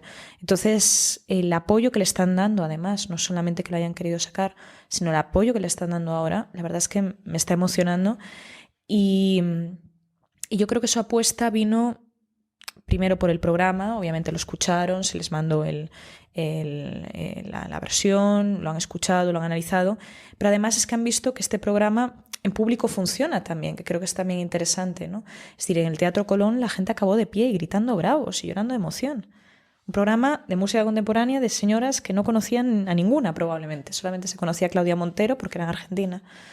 Entonces, claro, ver el éxito también práctico que tiene, creo que, bueno, a la discográfica también es interesante porque es al final generar esta atención en el producto también en el escenario, ¿no? En el teatro. Pero a nivel económico yo creo que no es la principal motivación y creo que no es la idea, aunque me está sorprendiendo para bien la gran cantidad de gente que lo está escuchando y el éxito que está teniendo, ¿no? Que la verdad es que me siento muy afortunada por ello, pero no era la idea con la que me decidí a hacer este disco, no entraba la parte económica. Claro, porque ahí es... Claro, sobre todo lo pregunto por el hecho de, al final, los sellos discográficos quieren sacar dinero. Obviamente. Y, de hecho, ese famoso sello del que no puedo hablar, porque tal, una de las cosas que a mí me dijo precisamente es que sacaban más dinero con lo que ellos llamaban New Classic, que volvían a editar los 1000 discos de Mozart, de Beethoven y tal. Por eso de ahí la pregunta. Decía Guillermo del Toro que toda película sacada era un éxito, porque en el proceso de hacer una película parece que todas las circunstancias se dan para intentar hundir el proyecto a raíz de todas esas dificultades que van saliendo.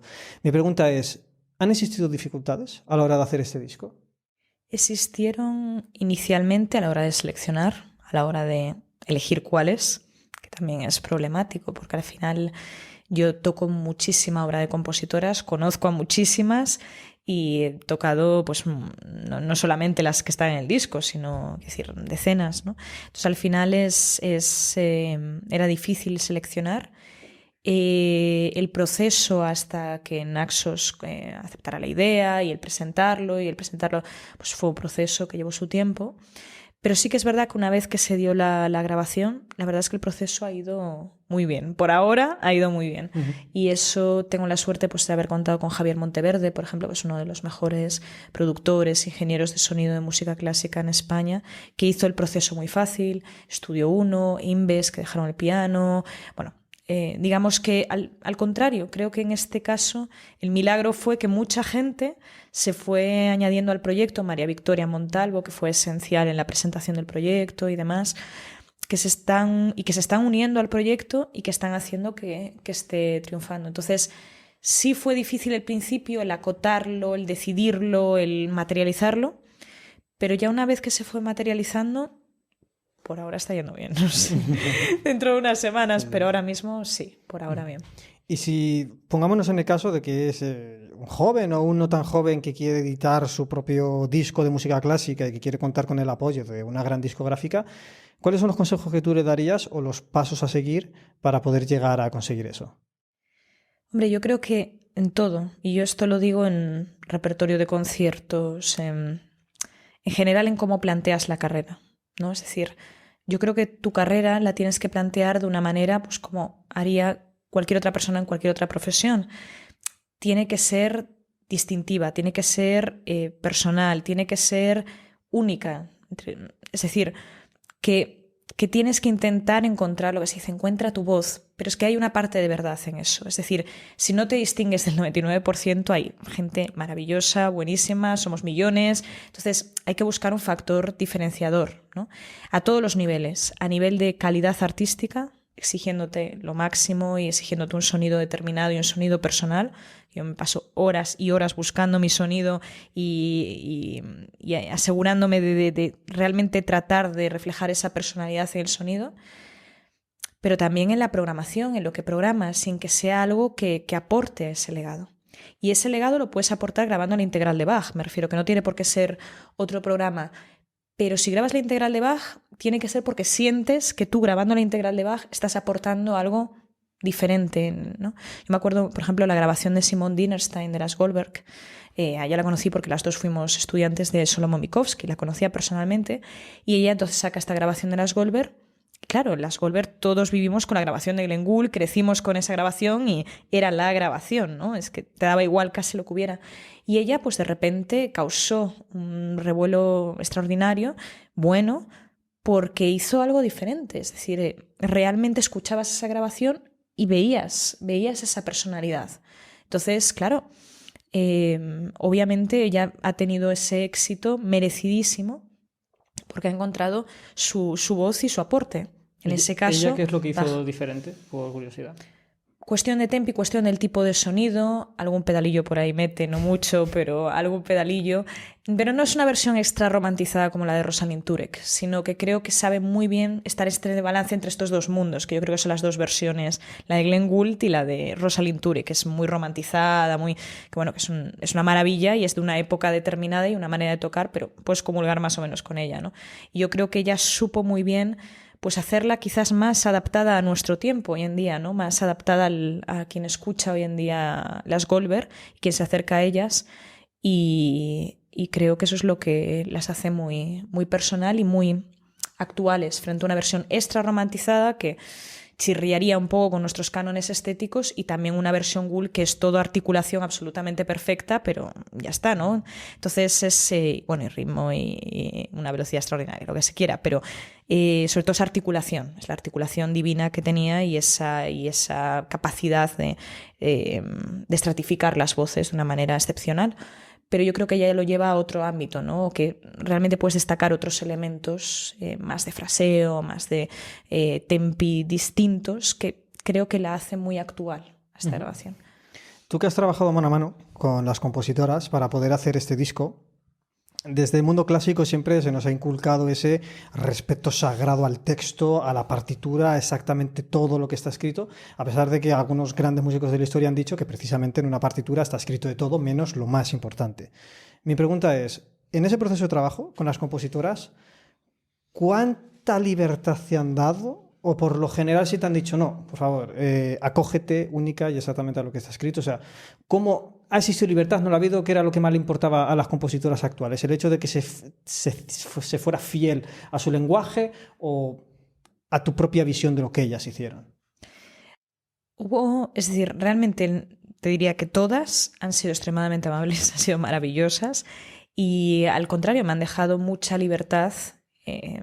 Obviamente yo he intentado ser muy fiel al texto y no es que haya hecho lo que me diera la gana, pero sí que es verdad que ellas me han dejado mucha libertad y nunca han intentado meterse en determinadas decisiones creativas, sino al contrario. Es decir, que la verdad es que han estado muy contentas con todo el proceso en general, y los comentarios pues eran más pues tipo el que te comentaba de Suat Bushnak, que más que una cuestión de que no estuviera leyendo bien la partitura o lo bonito de haber colaborado con ellas, que de repente me aporta este contexto cultural en el cual yo, obviamente, por mi formación no tenía toda esta información, ¿no? Entonces, ahí sí que me ha parecido muy interesante este proceso y no fue lo estás haciendo mal, es simplemente que mi concepción al crear esta obra era un poco pensar en esta música también, no solamente en esa tradición que tú estabas heredando de tu propia formación, sino en esta otra. Y creo que eso hizo que la pieza llegara a otro nivel diferente, ¿no? Entonces, a mí eso me parece muy enriquecedor del trabajo con compositores contemporáneos, y en el 99%, por no decirte el 100%, suelen recibir muy bien este tipo de sugerencias, compositores y compositoras igual. Yo me acuerdo, he trabajado mucho con Octavio Vázquez, con Juan Durán, con Eduardo Soutullo, que me ha escuchado piezas con Martínez Burgos, con Israel López Estelche, maravilloso compositor. Es decir, he trabajado con todos ellos y la verdad es que es un diálogo, realmente se convierte en un diálogo donde obviamente intentas hacer las notas que están y como las han puesto, pero sí que es verdad que te dejan alguna más flexibilidad de lo que se pudiera pensar y que probablemente todos estos históricos, Beethoven, Clara Schumann, Amy Beach, Nadia Boulanger, todos ellos serían probablemente así también, ¿no? Sí que es verdad que tenemos historias de algunos que eran mucho más estrictos, ¿no? Por ejemplo, Pierre Boulez, pero por lo general veo que hay una flexibilidad bastante grande en ese sentido. Eso, si hay un Kaleidoscope 2, me gustaría hacerte una petición a ver si tú lo puedes conseguir, Sí, ¿no? claro. De hecho, me encantaría si pudieras trabajar con Yuka Kitamura, japonesa, gran compositora de, sobre todo, From Software, que es la empresa que ha hecho videojuegos tan importantes. Sobre todo su banda sonora de Sekiro es una joya. Rebecca Dale, me gusta muchísimo. Y bueno, Hildur Guðnadóttir, que ha ganado hasta unos Oscar. Eso sería, bueno, un bombazo. En relación a estas compositoras, ¿cómo has dado con ellas para hacer este disco? ¿Eran compositoras que ya conocías de antemano? ¿Tú te pones en contacto con ellas? ¿Cómo se da? Pues algunas sí, por ejemplo el caso de La de Carmes, que ella me compuso esa obra para mí, para mi forma de tocar, que eso es el sueño de cualquier intérprete, porque a veces te componen cosas que dices tú, no es para mi forma de tocar para nada. Ella no, ella al revés, ella lo tuvo en cuenta y eso es una maravilla, es un regalo. En el caso de Claudia Montero la había conocido también antes y había trabajado con ella.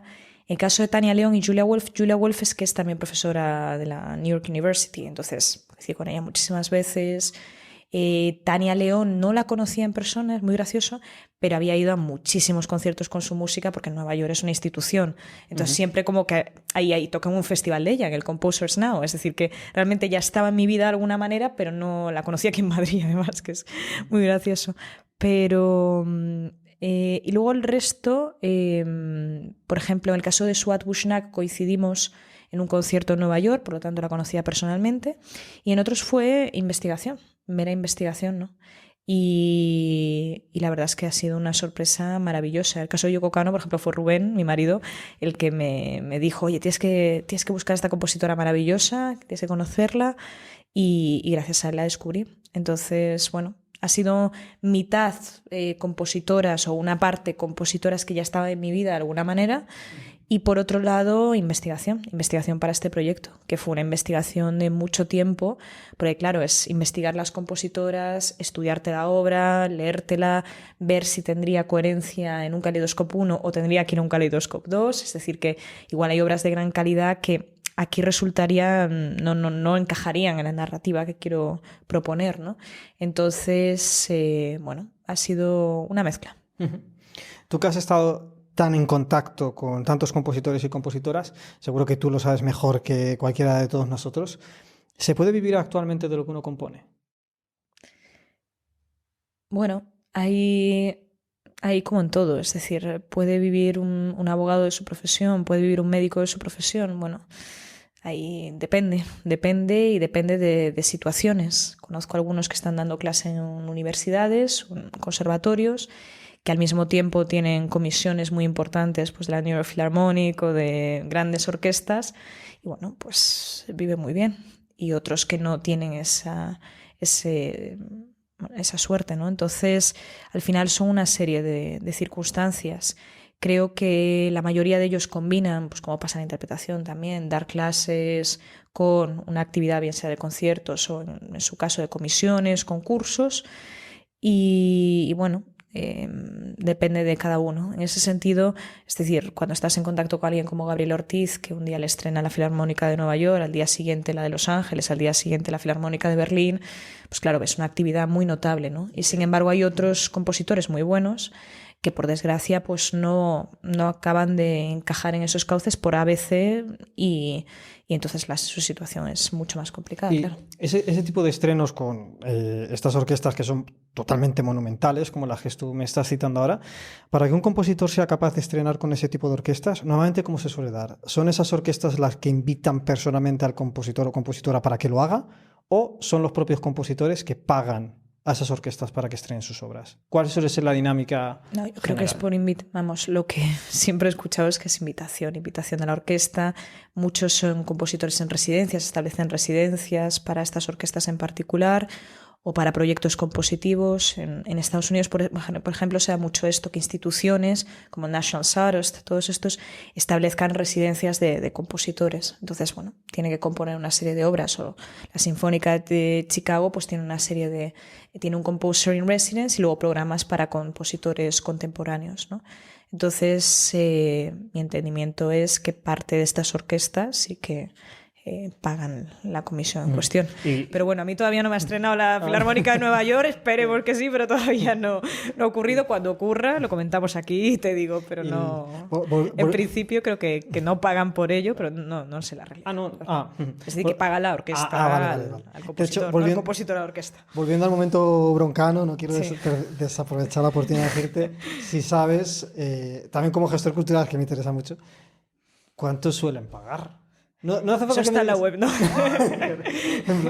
sea, o una idea eso general. depende mucho. Eso depende mucho. Eso sí que ya es imposible saberlo. De la propia fama, quizás también de cada uno, ¿no? Depende de muchísimos factores.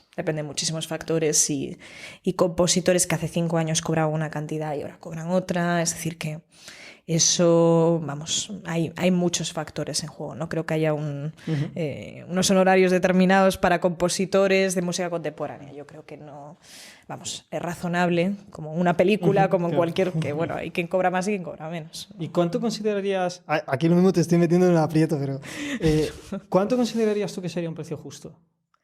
Todo lo que les puedan dar, todo. No sé. No te sabría decir. El máximo posible, ¿no? El máximo posible. Y para la pianista que está en el concierto también lo máximo posible. Otro de los temas que me gustaría sacarte, que me llama también poderosamente mucho la atención, es el hecho de, antes me dijiste de que había pianistas anteriormente que improvisaban, estrenaban sus propias obras. Me llama mucho la atención que, a pesar de todo lo que tú te has entregado a todas estas compositoras y también compositores en general, porque yo tengo constancia de que también has tocado obras de muchos hombres, ¿en algún momento tú te has animado a componer tus propias cosas? Igual es el Kaleidoscope 2, viene ahí, no sé. No, pero oficialmente se estrenó un ballet mío en Nueva York. Esto ocurrió en el Battery Park Festival. Entonces sí, he hecho un par de composiciones, pero no me considero compositora todavía. Estoy trabajando en ello, que conste, y estoy trabajando en mi improvisación también, que es algo que, bueno, obviamente lo que hablabas, ¿no? Que antes era muy natural que los pianistas / compositores / improvisadores, pues el concierto realmente suponía una mezcla de todo ello, ¿no? Es decir, cuando un Mosles tocaba un concierto, Kalkbrenner, todos estos, pues al final era una mezcla de todo eso. Podían tocar una obra de otro, pero eran sus propias composiciones más lo que improvisaban. Ese era el concepto de concierto, ¿no? Entonces, bueno, es algo que me interesa mucho, es algo que me encantaría, y me encantaría sacar un CD de obras propias. Creo que sería muy bonito unir ambas facetas, pero bueno, todavía está en proceso. Otra pregunta que me gustaría hacerte, no sé si es demasiado personal, si no quieres contestarla no hace falta que me la contestes. Me llama poderosamente también la atención el hecho de, tú eres una gran pianista que tiene una cantidad de contactos enorme, en activo, estás constantemente incluso yendo de un país a otro, ahora has sacado un disco con una discográfica súper importante, pero me llama mucha atención que paralelamente trabajas también en un buffet de abogados de un muy alto nivel también, y es, ¿por qué? O sea, no quiero que se me malinterprete con esta pregunta, pero ¿por qué exactamente? ¿Es porque incluso a pesar de todo ese gran prestigio de estar tan en activo, la profesión del músico sigue estando tan denostada que no te podría ofrecer una calidad de vida que tú consideras? ¿O simplemente es que te gusta también la otra faceta y dices, pues mira, hago las dos cosas a la vez porque me gusta? Me gusta y es un tema personal. Es decir, que no creo que... No hay una razón económica detrás de ello, no, es una cuestión de que ambas facetas han discurrido de manera paralela en mi vida. Sé que no es lo habitual, pero ha sido así siempre, y desde muy pequeña, y entonces pues ha sido algo... Es algo duro, porque al final son muchas horas y no te voy a negar que, bueno, hay días absolutamente maratonianos de llegar a casa a las 10 de la noche y ponerme a estudiar en el Silent hasta la hora que cuadre, pero es que al final son dos facetas que me llenan, ¿no? Y que de alguna manera me complementan. igual dentro de 5 años volvemos a hablar y no es así, ¿no? Pero ahora mismo sí que a nivel personal me llenan ambas facetas y pues son dos, no sé, dos vertientes de mi trabajo que me gusta aprovechar, y creo que como abogada tengo mucho que aportar también y me interesa. Entonces, bueno, mientras que pueda compaginar las dos... Claro, esta pregunta te la quería hacer porque, claro, yo internamente estaba pensando, joder, como Isabel Dobarro, a pesar de toda la trayectoria que tiene, ni siquiera ella pudiera verdaderamente sacar ahí como una buena cantidad de dinero como das, entonces ya el resto de mortales estamos completamente sentenciados, ¿no? Claro, pero sí que creo que no hay que minusvalorar lo que hablamos antes. Es decir, que yo creo que sí, que te puede ir bien y que puedes tener conciertos, pero obviamente la profesión de músico y la profesión de músico en España necesita que desde todos los ámbitos promovamos su dignidad y promovamos que se reconozca como se tiene que reconocer, ¿no? Y creo que eso, vamos, la asunción de te invito a tocar en esta gala y te invito de gratis, porque bueno, eso nos pasa a todos y nos sigue pasando incluso, ¿no? Y bueno, yo hago muchas cosas de gratis cuando son para fundaciones, pues para Fundación Andrea, para Dela, para los enfermos de ELA, por supuesto, todo eso es obvio que es así, pero el resto obviamente no. Y el eliminar esa cuestión de, bueno, para que te vea más gente o para promocionarte y demás, pues creo que todos, desde todos los puntos de vista, desde la divulgación, desde las universidades, los conservatorios, y también desde otras profesiones. Es decir, yo a mis compañeros de despacho les digo, id a música clásica, les recomiendo ir a conciertos, les recomiendo cosas que escuchar, y creo que es un público muy objetivo también, es un público que debería estar llenando esas salas de conciertos, ¿no? Entonces hay algunos que me dicen que no han ido en su vida a un concierto de música clásica, que eso a mí me sorprende sobremanera, ¿no? Entonces, bueno, también intento en ese otro ámbito cambiar esa imagen, y lo hago de una manera muy, muy activa, ¿no? Y que entiendan la importancia del músico, que entiendan el trabajo que hay detrás, y me parece muy interesante estar en los dos mundos también para promocionar este otro, ¿no? Y para promocionar esa dignidad del músico en el ámbito de un público que creo que es objetivo y que sería muy importante realmente atraerlo, todo este público profesional pues bien sea de la abogacía, bien sea... Creo que es un público que a mí me sorprende que pueda haber compañeros que digan, yo nunca he ido a un concierto de música clásica, pero han pasado por las mejores universidades, ¿no? Hay gente que ha viajado fuera y que ha vivido fuera y que en su ámbito son extraordinarios y que son de un nivel altísimo y tienen esa carencia, ¿no? Entonces, a mí me parece muy interesante aprovechar esos dos mundos también para fomentarlo. Lo hacía también en las relaciones internacionales, cuando estaba... Parte de estudiar relaciones internacionales es que cuando estaba pues un poco metida en ese mundo de las conferencias de ONU y demás, es poder hablar su idioma para presentarles este mundo y para poder hacer un puente entre los dos, porque creo que muchas veces no sabemos hablar el idioma de los otros, ¿no? Es decir, que no hay un problema de comunicación, ni unos saben de lo nuestro, pero nosotros tampoco lo comunicamos bien. Y no utilizamos su jerga, su lenguaje para que nos entiendan. Entonces, bueno, un poco estar en tender esos puentes me interesa mucho. Ahora que estabas hablando de que te sorprende mucho que haya personas que no hayan escuchado música clásica y tal, primera pregunta súper breve, ¿tú escuchas música a través de Spotify o alguna plataforma online? Depende de esta respuesta, viene la segunda. Yo escucho CD, pero yo porque soy así y porque tenemos una colección de CDs amplia, porque a mí me encanta el comprar el CD y escucharlo, y soy medio rara en eso. Y aparte Spotify, Apple, YouTube o algo para bueno, escucharlos. como Kaleidoscope están todas, pues claro, las escucho absolutamente a todas. Entonces, aquí es donde viene la pregunta sarseante, que de hecho es una pregunta que le hago a todos los invitados, sobre todo si son músicos, ¿no? ¿Nos enseñarías ahora en riguroso directo cuáles son tus últimas búsquedas de Spotify? Sí. Venga. Es que creo que es súper interesante, ¿no? Del hecho de cuál es la música que... Creo que sí. Espera ahora, porque igual me arrepiento. Vale, están ahí en búsqueda. Bueno, estoy yo que estoy buscando a ver cuánta... Vale. A ver, en Spotify no creo que hayan búsquedas muy extrañas. Esto normalmente cuando quieren comprometer verdaderamente a los invitados les dicen tus últimas búsquedas de Google, ¿no? Pero eso me parece demasiado personal. Pues igual son mejores, que sabes que creo que puse mi nombre y salió como recomendación La Pantoja, entonces va a salir La Pantoja también, que oye, maravilloso, escuchad todos a La Pantoja, pero entiéndeme que no es lo que yo suelo escuchar, pero puede ser que salga La Pantoja por aquí. A ver, ¿cuáles son los...? Bueno, está en proceso, vamos tenía hablando. que haberlo dicho antes, Alex. Mira, yo me voy a mojar también, voy a coger yo mi propio Spotify, voy a decir cuáles son las últimas 5 búsquedas que he hecho en Spotify de música que haya buscado.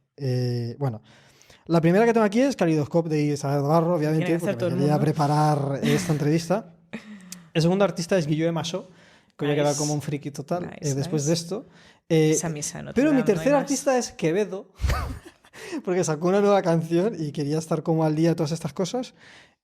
Otro grupo es Estopa, no sé por qué, me puse nostálgico el otro día. Y el último es un grupo que se llama Small Pulse, que de hecho solía salir mucho en la banda sonora de FIFA. Entonces, sí. Importante el dato, ¿eh? Es todo como muy bueno, es que la banda random, sonora ¿no? del FIFA tiene ahí... Tiene unos temazos de 2008 por ahí. ¿Cómo va? ¿Todavía no se han... Ahí vamos, ¿eh? Móvil de última generación, ¿cómo ves? De hace 30 años. Si no, aunque ahora te haré la pregunta exactamente para qué artistas hay, generalmente, ¿qué estilos de música sueles escuchar? A ver, yo escucho clásica, no soy de los músicos clásicos, no escucha clásica, porque los hay, lo cual es curioso. Escucho bastante, lo tengo que reconocer, pop estadounidense, es decir, por ejemplo, vamos... ¿De qué década? Pues mira, yo de los años que estuve allí, es decir, a mí me pone Ellie Goulding, a mí me pone Shawn Mendes y todas estas cosas y me las escucho, sí, porque me recuerdan mi etapa ahí, Sheeran, toda esta gente, guay. Luego de pop español, cuando me pongo nostálgica, Samaral, La Oreja de Van Gogh, eso es sagrado. Y luego escucho jazz también. Escucho Gerald Clayton, me gusta un montón, Chick Corea, que lo pude ver en Nueva York, en Brad Meldau, toda esta gente. Así que por ahí anda el tema. Por ahí. A ver ahora en la a ver lo que aparece. Oye, todavía sigue, mi móvil se está resistiendo. Un valiente. No, pero vamos, que va por ahí. Que sí que escucho hits, sin duda. Luego escucho, es curioso, dentro de la clásica escucho mucha música antigua. Esto quizás no tiene mucho sentido tocando el piano, pero Jordi Sabal, me conozco la discografía entera, de Doña Hildegarda Bing me escucho todo. ¿Qué más te puedo decir? De Francesca Caccini, de la Strozzi, que es una maravilla, de Monteverdi, sí. Yo soy muy feliz también escuchando. ¿Y qué es lo que nunca veríamos a Isabel Dobarro escuchando? No quiero meterte en algún lío, ¿eh? Plan, que me vas a meter en todos, entonces... No, fíjate que yo literalmente he podido y puedo escuchar de todo y de verdad, quiero decir que sí, no creo que haya nada... No hay perjuicios, o sea, por lo general... No, yo puedo escuchar de todo, cosas distintas que me pase el día escuchándolo, pero... Vale. ¿Y cómo va ese móvil? En plan... No sé, joder, justo que es la primera... Es que no me... Es como la... Mira, ahí ¿Pero esto se ve la clave? No, No. Sin duda, editamos. Pues que creo que es súper guay este tipo de preguntas. Sobre todo porque a todos los invitados seguro que os pilla por sorpresa. En plan de, pero yo creo que es súper chulo. Sobre todo para... Yo estaba pensando en plan de cómo puedo hacer esta pregunta. Normalmente preguntar qué tipo de música recomiendan, pero creo que es como mucho más sincero y mucho más real el hecho de ¿cuáles son tus últimas búsquedas? Verdaderamente. Para ver... Inicia. Ahí eso es... Vale, está abriendo Spotify. Está en ello. Te lo juro que estoy súper intrigado y expectante. Pues sí, yo. Y te cuento. Sí que es verdad que la primera voy a ser yo, seguro, porque me ando buscando. Lo cual queda horrible. Lo que sería genial es a todos los músicos que vaya a traer, si hace un patrón igual de que todos se buscan a sí mismos. Primero, porque sí, 100%. Yo cuando hacía canciones de rap y todas esas cosas, yo era un súper narcisista conmigo mismo. He de reconocerlo. Yo sí, para ver cómo... Mira, aquí está. Mix de pop, me sale aquí. ¿Pero en búsquedas ¿qué te individuales? apetece escuchar de búsquedas individuales? En la lupita. La lupita. Que no se me vaya esto aquí. Pues mira, tengo Kaleidoscope, tengo Tumbao, Tengo Buenos Aires, despierta y sueña. Tengo The Kaleidoscopes, porque se ve que busqué Kaleidoscope y salieron The Kaleidoscopes. Tengo a la amiga Alba Ventura, que es una crack. Tengo al amigo Antonio Yarzábal, que es otro crack. Tengo Mujeres Inspiradoras, Isabel do Barro, que es un podcast mío. Me tengo a mí misma, está la Pantoja Greatest Hits por esto. Que esto es muy literal. Lo enseño, lo enseño, que no sé, que se vea que no. Cuando la actualización esté lista para instalarse. Mira, está aquí la Isabel Pantoja Grandes Éxitos. Está Strauss. ¿Strauss cuál? Pues mira, de Strauss, Richard, falses así, sin más. Luego está la Petronita Martínez de mi amigo Chaco, que es un crack absoluto, que tiene 4 Grammys, que está pensándose si va o no va a los Grammys, porque ya tiene 4, ya el quinto pues es como, venga, uno más. Pero nada, un crack absoluto, es productor de bullerengue. Entonces, esto es música bullerenguera, que si quieres ponemos un poquito, es una maravilla. Es música, es percusión, todo, música de percusión africana, pero con, a ver si quiere funcionar esto, con canciones en español. Claro, esto es de Colombia. Esto es Las Penas Alegres. Vale. Unos segunditos solo porque como el copyright no salte... No salte, vale, ya un segundo. Luego de David Kadouche, porque hizo un disco muy chulo sobre las piezas en torno a Madame Bovary y me gustó mucho el concepto de coger una obra literaria y hacer todas músicas alrededor. Y Claudio Constantini, también me parece un crack. Y All I Ask of You del Fantasma de la Ópera, porque los musicales nos gustan también mucho. Pues yo tuve sentimientos muy encontrados, ¿eh? ¿Sí? ¿De los musicales? No, pero... No de los musicales, del Fantasma de la Ópera en concreto. O sea, me gusta mucho la historia, me parece como un concepto brutal. Bueno, tiene su oscuro, sí. Totalmente. Muy oscuro. Eso de secuestrar a alguien para... Está feo eso, claro. Está feo. No está nada bien.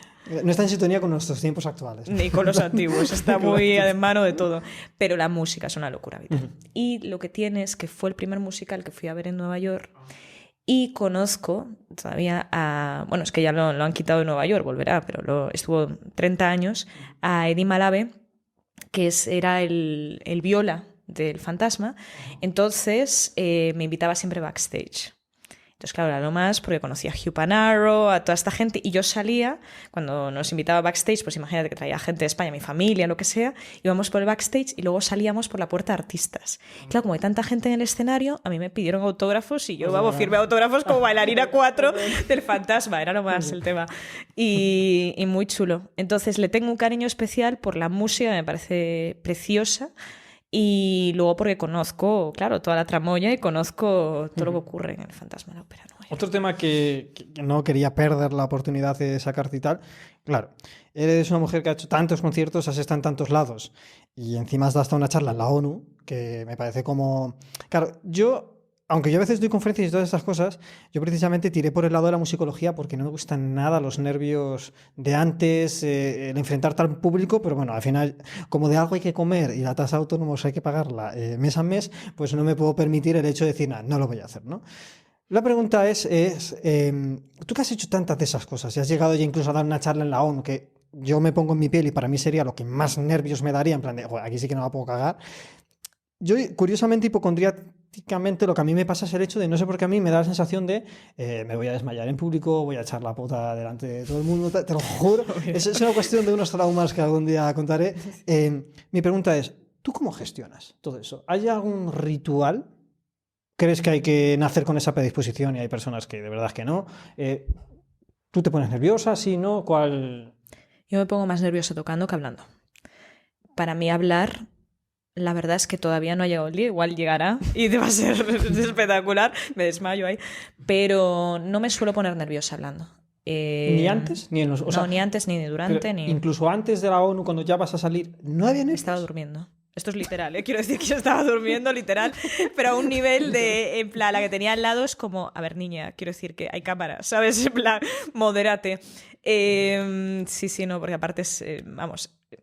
No estaba muy entretenida, ¿no? Tampoco no era tanto por el tema, que era entretenido, sino porque había tenido un concierto el día de antes y después de los conciertos me viene la adrenalina a tope, entonces no pude dormir toda la noche y estaba por la mañana muerta, ¿no? No, pero te digo de verdad que no...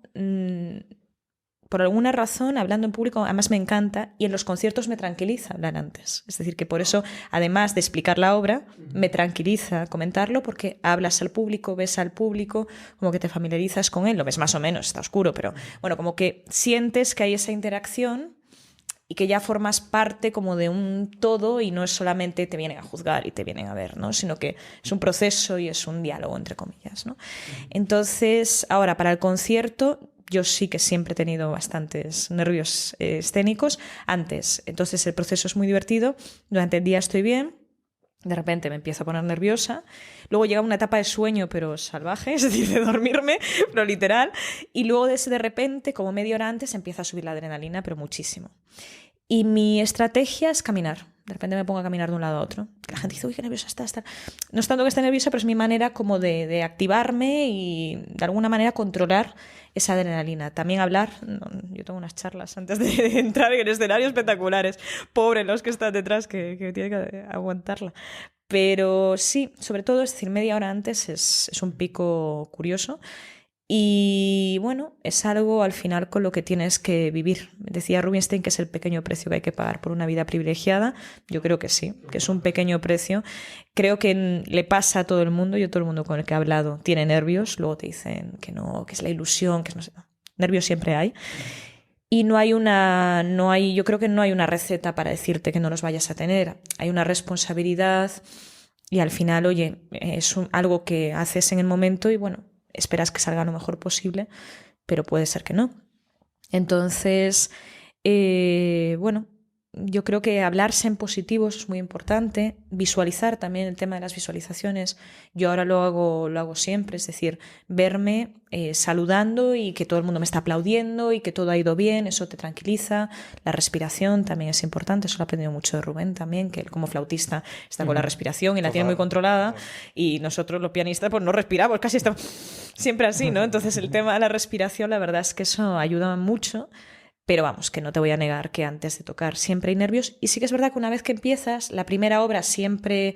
Por eso creo que tanto para el público como para mí suelo poner una obra más calmada para que tanto ellos como yo entremos, ¿no? Y es como que nos empezamos a conocer. Y luego la segunda obra ya suele ser el golpe, el contraste, ¿no? Suele ser algo ya que los despierte y que diga, ok, venga, vamos a escuchar esto. Y la verdad es que pienso mucho el orden, tanto de los discursos, de cómo planteo un discurso, como del concierto, en ese sentido, ¿no? A nivel emocional. También a nivel individual, esa primera pieza para yo asentarme, bajar los nervios, tal, y luego...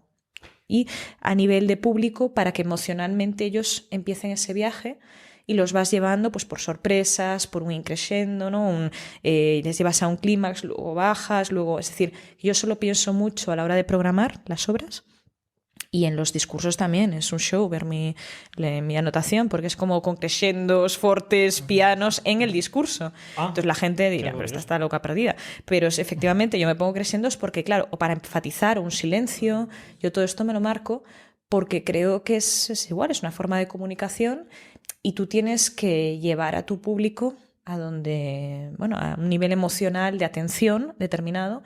Y eso lo haces pues con la modulación de la voz, con el tono, la velocidad, ¿no? Entonces de repente empiezas a hacer frases más cortas, pero más frases más continuas, ¿no? Para llevar a un punto de tensión donde das la idea principal, dejas un tiempo para que la puedan recibir bien y luego pues continúas tu discurso otra vez desde abajo, construyéndolo y demás. Y eso yo lo veo como una pieza musical. Entonces lo planteo así, ya te digo, me lo anoto en el papel. Que la gente que lo vea va a decir, esta le va mal. Sí, sí. Eso a mí siempre, bueno, tengo colegas que pueden dar fe de esto. A mí lo que me sucede es, siempre les digo, tío, es la última vez que hago esto ya. Te lo juro, ¿eh? Siempre dicen lo mismo. Es la última vez, tío. Yo de verdad que es que esto me voy a quitar. Pues esto me retiro. Esto va a sonar un poco creepy, pero a mí, curiosamente, lo que me ayuda muchísimo a quitarme los nervios de antes es pensar que todos algún día nos vamos a morir. Eso es una realidad. Sé que suena bastante creepy, pero yo cuando pienso eso, pienso... ¿Qué es esta tontería en comparación a los verdaderos problemas que algún día vendrán? O sea, algún día yo sé que me va a tocar encarar a la muerte. Entonces, ¿qué importa todo este sufrimiento estúpido que estoy viviendo ahora? O sea, eso me quita un poco de nervios. Luego sí que ya cuando estoy como en sintonía, En cuanto ya empiezo a hablar o lo que sea, ya estoy ahí como, venga, ya estoy focus, ya no tengo escapatoria. Sí, en la ya... zona, ¿no? Como dicen los pa'lante. deportistas, que entras Lo ahí. peor es lo de antes para mí siempre. En Sí. plan, o sea, desde que me levanto esa mañana ya estoy ahí Antes se sufre. revuelto. Antes se sufre Es un que, montón. es que a mí me pasó una cosa que es una experiencia. Lo voy a contar. Yo cuando era pequeño estaba en la escuela de música, fui malo a clase.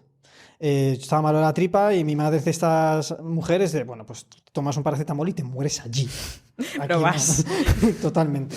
Entonces yo estaba en la típica clase que había como 20 chavales y claro, lo que a mí me pasó fue que 10 minutos antes del fin de la clase me empieza a dar un mal cuerpo, unas como arcadas.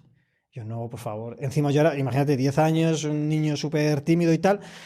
Y hasta este punto de que me empiezan a venir arcadas y yo me la aguanto. Y yo tenía como una pequeña braga de estas tal, entonces yo como que me tapo y literal me tiré 5 minutos con toda la pota en la boca y ya sin poder ni siquiera decir de ir al baño, ¿no? Porque obviamente tenía ahí... En cuanto ya llegó la hora, claro, yo salí pitao o sea, no me puse ni el abrigo, directo al baño, tal, y en el pasillo no pude ya aguantar, y, por encima de todos los libros, o sea, imagínate, de todos mis libros de piano y tal, y nada, llegué justo al baño, había un pobre chaval que estaba meando, que le dio el susto de su vida, porque claro, imagínate que tú estás en tu momento de paz ahí y tal, y de repente entra Godzilla, pero echando pota en vez de un rayo de la muerte. Entonces, no sé por qué esa anécdota a mí me generó como un trauma de, por favor, no, Que no vuelva a pasar. esto que no, totalmente, y es a mí como lo que me afecta un poco. Bueno, ya llegamos casi al final, una penúltima cosa antes de entrar ya como... El último, porque vamos a hacer una colección de todas estas anécdotas de todos los invitados que vengan. Quiero que nos cuentes a todos cuál es la situación más surrealista que has vivido en el mundo de la música. Puede ser un concierto, lo que sea. Algo que no se te haya olvidado, que digas, Dios, es que esto fue... Que muchas, ¿eh? Que igual te relleno yo todas, ¿eh? No... no sé qué decirte. Hay bueno, la famosa anécdota de María Joao Pires de que le empezaron a tocar otro concierto y ella siguió tal cual. Bueno, pues a mí me pasó también algo parecido. ¿Qué más? Sí, yo qué sé. De lo que te comentaba antes, de ofrecer programas de compositoras y que te dijeran esto es para... mándame música de verdad y no me mandes esto, que eso tiene su gracia. Sobre todo porque es gente que ahora, por supuesto, programa todo de compositoras, son los más comprometidos, estas cosas, ¿sabes? Y sí, cosas así, no sé, tendría que pensármelo un poco más, pero que, vamos, que hay anécdotas, mira, al final en un escenario te puede pasar de todo y en la actuación, bueno, una vez, esto sí que es espectacular, en Carnegie Hall, ¿vale? Carnegie Hall, sala mediana, Sankel, estaba tocando enfrente de Yo-Yo, porque Yo-Yo me acaba de tocar, es decir, una locura vital todo, y el tipo que me tenía que pasar las páginas me pasó 6 de golpe. Yo no sé cómo se puede hacer esto. Yo no sé, está grabado. 6 de golpe. Esto es algo espectacular. Es decir, entonces, claro, me tienes que ver a mí el vídeo dándole para atrás. Como yo vais sentado, bueno, de broma todo. Y bueno, y con las páginas, eso es un show. Es un show. Los pasapáginas, que hay que reconocer aquí la labor del pasapáginas, que es muy poco agradecida. Pero cuando te la lían es muy bonito, es muy bonito. Y hay anécdotas mil. Lo que pasa es que, bueno, ya... Yo soy la más rápida del oeste, ya pasando para un lado y para otro porque... ¿Normalmente eres de digital o prefieres el modelo tradicional de hojas? Yo normalmente estoy haciéndolo con partituras normales. Sí que es verdad que puede ser que me convierta pronto al digital. Estoy en proceso de conversión, pero sí que es verdad que por ahora estoy yo con mi partiturita y reconozco todas las ventajas de lo digital, ¿eh? Quiero decir, es más cómodo, pesa menos, está todo a mano, sobre todo, por ejemplo, igual, yo me acuerdo alguna vez que tocaba al exterior, que se te mueven las páginas, claro, bueno, eso también, que se te mueven las páginas de un lado a otro, por el viento... O otra vez que, bueno, esto ya fue hace tiempo, ¿no? Pero, y hace poco que le hicimos, bueno, un favor en una boda para un amigo y era un tecladillo y no tenía pedal. Entonces, claro, tocar una obra del siglo XIX sin pedal, pues curioso. Y entonces, bueno, esas cosas. Y eso, pero lo de las páginas que se mueven de un lado a otro, evidentemente con lo digital, pues eso te lo evitas. Es decir, estoy totalmente a favor de lo digital, pero estoy todavía en conversión. Sí que es algo como muy personal y no sé. A mí me da un poco miedo lo digital, de que se quede pillado o algo ahí la tablet. No, sí, eso, Tengo muchos colegas que me dicen que no, que eso no sucede y tal, pero ya simplemente en la experiencia de hacer este podcast han existido tantos problemas técnicos que no me fío nada en el de escenario, una sí. tablet a veces y tal. Es el riesgo. Total. Vale, pues llegando ahora ya sí que sí, porque ya estamos rozando las 2 horas. Después de que te he ametrallado a preguntas a ti durante estas 2 horas, ¿qué pregunta me haces tú a mí? Ese momento de la venganza. Pues mira, te voy a decir. No, pues la verdad, ¿cómo empezaste este trabajo como divulgador musical? Es decir, tú como musicólogo con toda esta formación y demás, ¿no? Y muy vinculada al conservatorio. De hecho, ya hemos hablado de algunos profesores que hemos tenido en común y demás. Entonces, la verdad es que me encanta lo que haces, me encanta cómo lo haces y me encantaría que todo el mundo lo hiciera como tú, es decir, que hubiera divulgadores con tu nivel de conocimientos, con tu nivel de experiencia, con esa profundidad de análisis y a la vez que lo comunicares también, ¿no? Entonces, ¿cómo haces tú? ¿Cuándo decidiste empezar todo este trabajo como divulgador y qué es lo que te motivó? ¿Dónde estuvo esa...? Pues, a ver, yo siempre he sido como el típico friki que decía Carl Sagan que cuando alguien aprende algo es como un enamorado, siente la necesidad de correr a contárselo a todo el mundo. Entonces, yo desde mi propia cuenta personal hacía lo mismo, pero hacía historias, las típicas historias en Instagram. Pero claro, ya llegó un momento en el que yo pensé, le voy a dar el coñazo a la gente. En plan de, a mis amigos de toda la vida, que esto les dará igual, estas fricadas, les voy a dar el coñazo. O sea, sé que en un primer momento ni siquiera fue el hecho de, buah, tengo la necesidad imperiosa de convertirme en un divulgador. O sea, para nada. O sea, inicialmente mi sentimiento era, Dios, me quiero dar el coñazo a la gente, van a pensar que soy aún más friki de lo que soy. Entonces, sí que intenté como medio profesionalizarlo, en plan, ya que lo voy a hacer, no quiero ser un cutre, pero ni de broma hubiera imaginado que ganaría, que no es que sea Ibai ni mucho menos, pero la cantidad de seguidores que tengo ahora nunca lo hubiera imaginado. Y cuando ya lo empecé a hacer, realmente yo hacía todas esas cosas porque yo quería tener un sitio donde yo recogiera, de algún modo, como los propios apuntes que yo me hacía para mí mismo. Del hecho de, pues me he leído ese artículo o lo que sea, lo dejo ahí, que siempre me sirve como para repasarlo rápidamente. Que le gusta a alguien, muy bien. Que no le gusta, me da igual, en verdad. Sí que desde el inicio la cuenta no funcionó mal, porque creo que mis primeros posts ya tenían 300 likes o algo así, ya eran como de los primeros y es como, wow, ¿qué está pasando aquí, no? Sí, sí.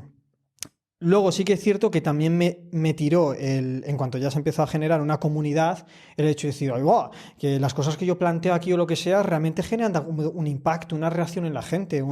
Tengo mucho, por ejemplo, cuando hice mi defensa del TFG, uno de los que estaban en el tribunal me decían que estaba como un poco harto, en el buen sentido de que sus alumnos todo el rato, en mitad de su clase de historia, estuvieran todo el rato diciendo, pues Arte sin dormir te ha hecho un post en el que ha dicho no sé qué, no sé cuánto, tal. Y dice que estaba ya cansado de que estaba todo el día hablando de mí en sus clases, ¿no? Entonces, esa reacción a mí me molaba, sobre todo por el hecho, porque lo veía como un organismo vivo, algo que creo que los modos de comunicación tradicional están perdiendo, que es el hecho de, pues yo pongo una noticia y no hay ni comentarios, no hay reacción, y es en plan, no sé, yo me gustaría revivir un poco lo que ya sucedía en el romanticismo, ¿no? Esos medios que, o sea, había hasta guerras, había luchas y tal, eso me mola mucho. Luego también me molaba el hecho de reivindicar las cosas que me parecían muy injustas. Al final, el mundo de la música clásica en algunas cosas es terriblemente injusto en lo que todo el mundo sabemos, que sin pruebas de acceso, acosos, cosas así. Yo hay algunas de esas cosas que las he vivido y a mí también me motivaba el hecho de voy a dar voz y voy a intentar generar un medio que hable de estas cosas, porque yo cuando las sufrí no había nadie que hablara de estas cosas, entonces no había anécdotas en las que yo me pudiera sentir reflejado, porque a mí cuando me sucedieron ese tipo de cosas yo literalmente me sentía miserable. Decía, joder, lo que me está pasando a mí es mi culpa, entonces, es lo que me está pasando a mí. Y el yo dar voz a esas cosas y que mucha gente en los propios comentarios o que lo comparta, que diga que han pasado cosas similares. De hecho, una conferencia que di en el Conservatorio Superior de Alicante, se me acercó un chaval dándome las gracias por eso, de decirme, joder, no sabes la carga que me has quitado tratando según qué temas que yo pensaba que era el loco de la colina, el único al que le pasaba eso, ¿no? Entonces eso también fue como una motivación para seguir. Y en última instancia, lo digo así de claro y respeto totalmente a la gente que trabaja en un McDonald's, en un Burger King o donde sea, pero mi mayor miedo es, tío, después de todos los esfuerzos y tal, y yo creo que a todo joven que haya estudiado mucho y que se haya trabajado, no quiero acabar, hablando claro, en un curro en el que me maltraten, en el que me paguen una mierda y todas estas cosas. Entonces a mí se me plantó de momento una oportunidad de emprender con todo este tipo de cosas, entonces eso fue ya la motivación definitiva para profesionalizarlo un poquito más, porque aunque no me hubiera dado dinero, yo esto lo hubiera hecho, como digo, simplemente por mis fricadas, por no dar a la gente el coñazo en mi Instagram personal y ya está. Entonces son un poco las tres motivaciones. Sé que son motivaciones no muy épicas, cualquiera es que literalmente, o sea, si tuviera que resumirlas, es punto número 1, miedo a resultar excesivamente friki ya a la gente que conocía y darles el coñazo. Punto número 2, me entretenía a ver la reacción que le generaba a la gente y creía que podía aportar un valor dando voz a según qué causas. Punto número 3, para no acabar en un Mercadona. Al final pero creo que es muy interesante porque al final las motivaciones, dices, poco épicas, pero pueden tener un resultado muy épico, que es que se te acerque alguien diciendo gracias por visibilizar esto, ¿no? Que al final es muy interesante que mucha gente, pues todos, yo creo, en algún momento decimos, no, es que no vamos a hacer esto porque es algo tan increíble o algo tan difícil o algo tan no sé qué, y tenemos esas motivaciones de vamos a cambiar el mundo, no tan generales y tal, y al final yo creo que las cosas prácticas te llevan a actuar y esa actuación sí que luego puede tener una repercusión mucho mayor de lo que pensabas. De hecho, ¿no? creo que tendemos a idolatrar eso. Eso, de hecho, en el máster de gestión cultura que hice, tuve una asignatura que era gestión emprendedora, y una de las cosas que nos enseñaron es que realmente el por qué emprendes es lo de menos. O sea, realmente lo que haces es más importante el cómo estás emprendiendo que el por qué emprendes. Justo. Y hay una anécdota bastante curiosa de un anime que a mí me encanta, que se llama Chainsaw Man, que yo creo que refleja a la perfección esto que yo estoy diciendo.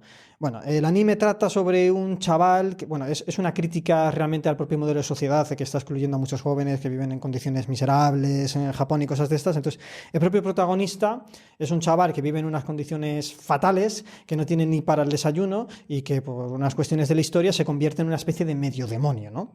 Entonces, hay una empresa que caza demonios, como que le captan, porque tiene como poderes muy guays para enfrentarse a esos demonios, y literalmente el chaval se está enfrentando a lo peor de lo peor y él es tan feliz porque le están dando el desayuno, porque come, o sea, es totalmente irónico, ¿no? En el propio anime hay una escena que se está enfrentando a un demonio súper enorme, que es de lo puto peor. Sí que es cierto que la empresa que a él le está llevando, como que se nota que están abusando un poco de él, pero él como no tiene nada, ni siquiera es testigo de ese abuso. Y concretamente su jefa le dice en plan de, si asesinas a este demonio, voy a dejar que me toques las... No voy a terminar la frase porque no quiero que me veten ¿no? Entonces, claro, él que es un chaval está como súper ilusionado, en plan de, wow, voy a hacerlo porque me encanta mi jefa, tal, ¿no? Y hay una escena, justo cuando se está enfrentando al demonio, que el demonio está flipando, que está ya a punto de morir, de, joder, y el demonio le pregunta, ¿pero a ti qué es lo que te mueve a enfrentarte a mí, a arriesgarte a la muerte, a hacer todo esto que estás haciendo? Verdaderamente, ¿qué es lo que te mueve? Y el chaval responde, pues que mi jefa me va a dejar tocar las tetas. Y es una situación totalmente surrealista en el anime, hasta el propio demonio dice, pero qué locura está diciendo este chaval, ¿no? A lo que yo me refiero es que, o sea, muchas veces es más importante el cómo lo haces que el por qué haces las cosas. A cada uno de nosotros nos pueden mover unas cosas y otras, y creo que en relación a lo que tú dices, cuántas grandes mentes, cuántas personas con tanto talento no están haciendo las cosas porque creen que no es lo suficientemente trascendente el por qué quieren hacer estas cosas o se avergüenzan. Y yo creo que cualquier motivo en ese sentido es completamente lícito. Y bueno, ya concluyendo con esto, porque ya juraría que 2 horas, Isabel, muchísimas gracias por haber aceptado la invitación, por la honestidad. Y yo sé que a veces os pongo ahí un poco entre las cuerdas con ciertas preguntas y tal, pero es que creo que creo que a la gente le puede nutrir muchísimo, a veces incluso hablar en crudo de la realidad. Y bueno, estás más que invitada a volver a venir aquí. Seguramente en el futuro nos vamos a volver a ver en este plató. Y nada, muchísimas gracias por haber venido. Nada, gracias a ti por la invitación y vamos, cuando quieras. He estado absolutamente cómoda y feliz, así que genial, cuando quieras. Será maravilloso volver. Muchísimas gracias. Genial, pues nada, y muchas gracias también a todos los que nos habéis escuchado, habéis visto este episodio hasta el final. No olvidéis que nos ayuda muchísimo, que por favor pongáis un comentario, le deis a like y lo compartáis a vuestros amigos, a quien queráis. Así que nada, nos vemos en la próxima. Chao, chao.